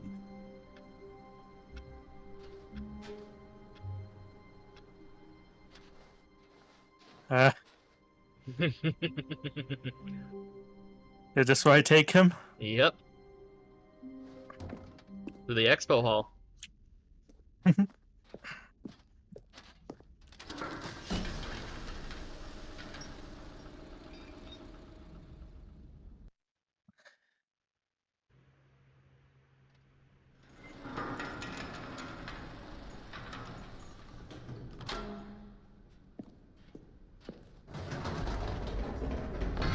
You see, Stanley, I've been reflecting on the Stanley Parable and about how roundly disappointing this ultra-deluxe version has turned out to be. The original Stanley Parable was a landmark, and any new content for it should live up to that legacy. So forget this ultra-deluxe nonsense. I say we take it one step even further. Which is why I'm very proud to announce for the first time ever, the Stanley Parable 2.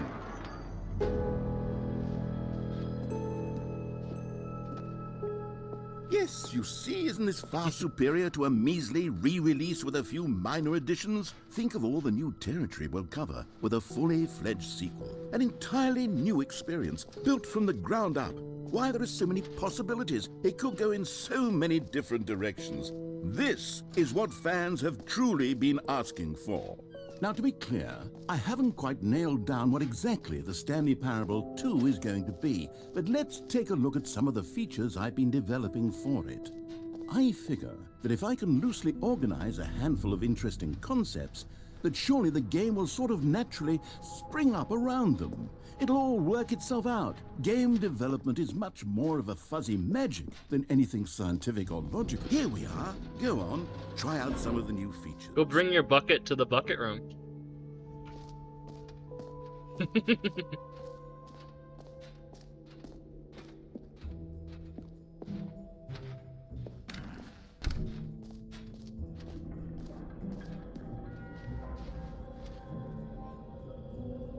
Wait, there are 2 buckets here? How did you get a second bucket? Oh no, the warmth and comfort of a single bucket is already so great, so intoxicatingly wonderful. With 2 buckets, there's no telling. Stanley, can you still hear me? Are you with me? Stanley! Oh, thank God. I didn't lose you. Stanley, No. the power of 2 buckets was No. too much. No. I had to destroy both of them. I know how much the bucket meant to you, but I couldn't take the risk. I hope one day you can forgive me. Damn. No.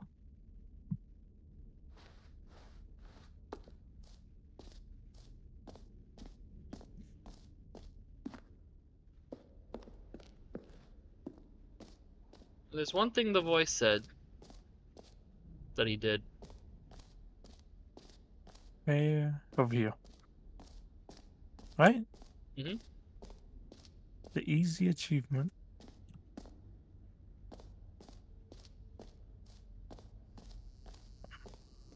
Now, here's something special. You remember that broken test achievement that got left in the game on accident? Well, I'm developing a technology to simply give you the achievement. Yes, you see, you'll come to this lever, and when you pull it, the achievement will be given to you. It's as simple as that.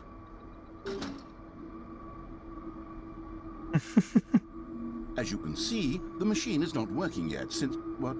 Wait, what in the holy hell is going on? You got the achievement?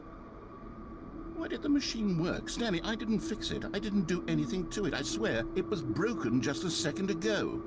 Who fixed it? Is someone here? Are we being watched? Oh, God. Composure, composure. Yes, as you can see, the machine is working as normal, as I intended. It truly speaks to the awe-inspiring magic of the Stanley Parable 2. Breathe. Just breathe. Okay. That's about it for now. But, let's keep restarting the game. Let's keep making sequels until we hit the Stanley Parable 8. So quit the game entirely. We're gonna restart the game.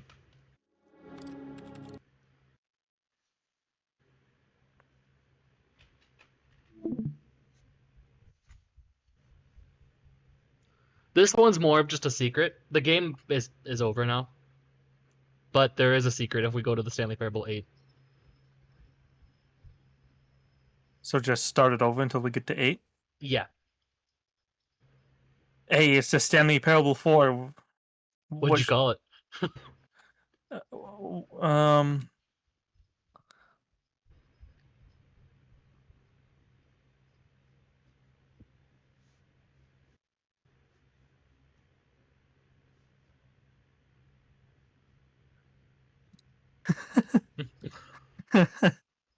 What are you calling it? I can't see it. I called it Stanley Parable 4. Stanley's Big Cowboy. All right, and then quit. It's kind of I like this little niche thing. Every time you start it up now, it's another sequel.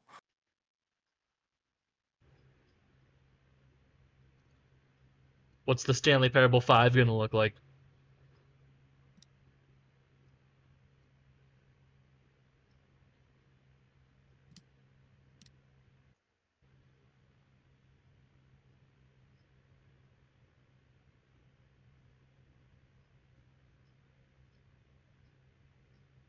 Five?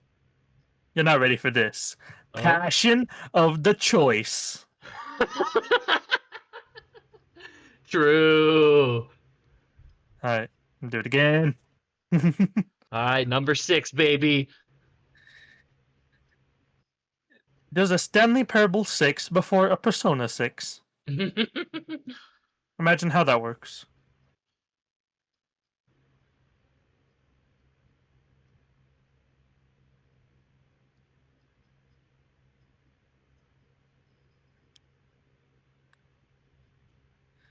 Stanley Parable 6, Curse of the Thank You.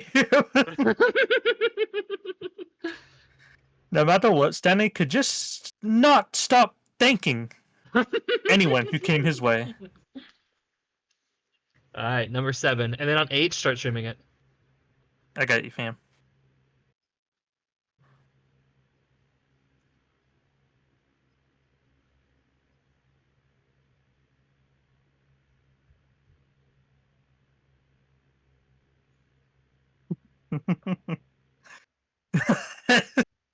Stanley Parable 7, Stanley versus Stapler. Okay, here we go. One more. All right. Stream this one. I got you, fam. I'm gonna Alt F4.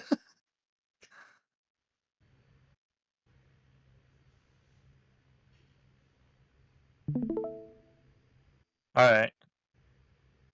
All right, the Stanley Parable 8. What do we call on this one? We are so back. But what can we...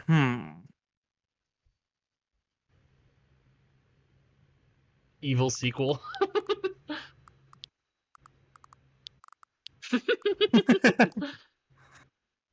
Then the critics are not ready for this. Stanley Parable 8 Evil sequel. Stanley, what are you doing there, champ? Alright, begin the game. What if I don't want to? We're going to play the Stanley Parable 8.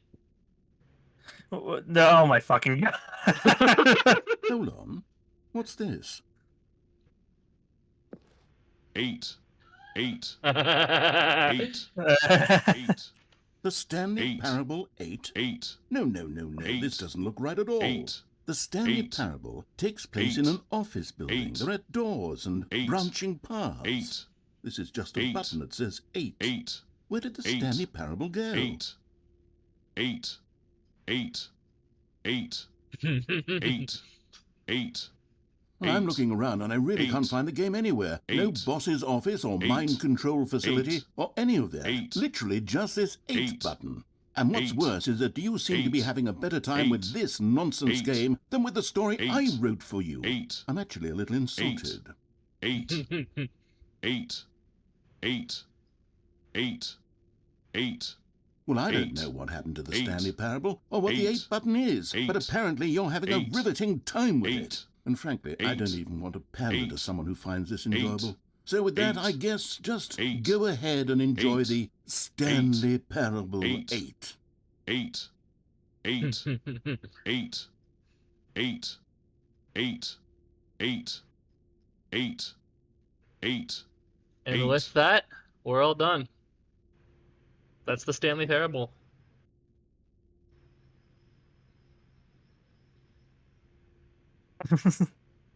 This is a nice callback to the demo. Yeah.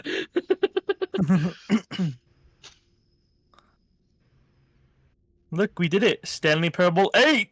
8. 8. 8. Say it with me now. 8. 8. 8. 8. 8. Like, I ate that. Oh, wait, no. Am I stuck in here?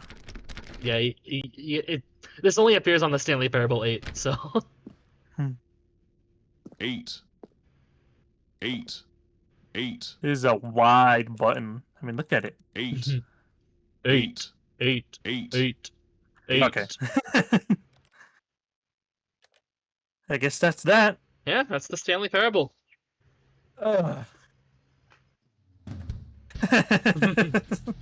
Evil. It really was the evil sequel. Evil sequel. Anyhow. I hope you liked that. Stanley Parable is one of the best meta games there is.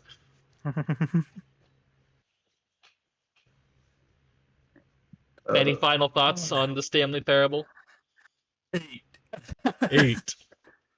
8.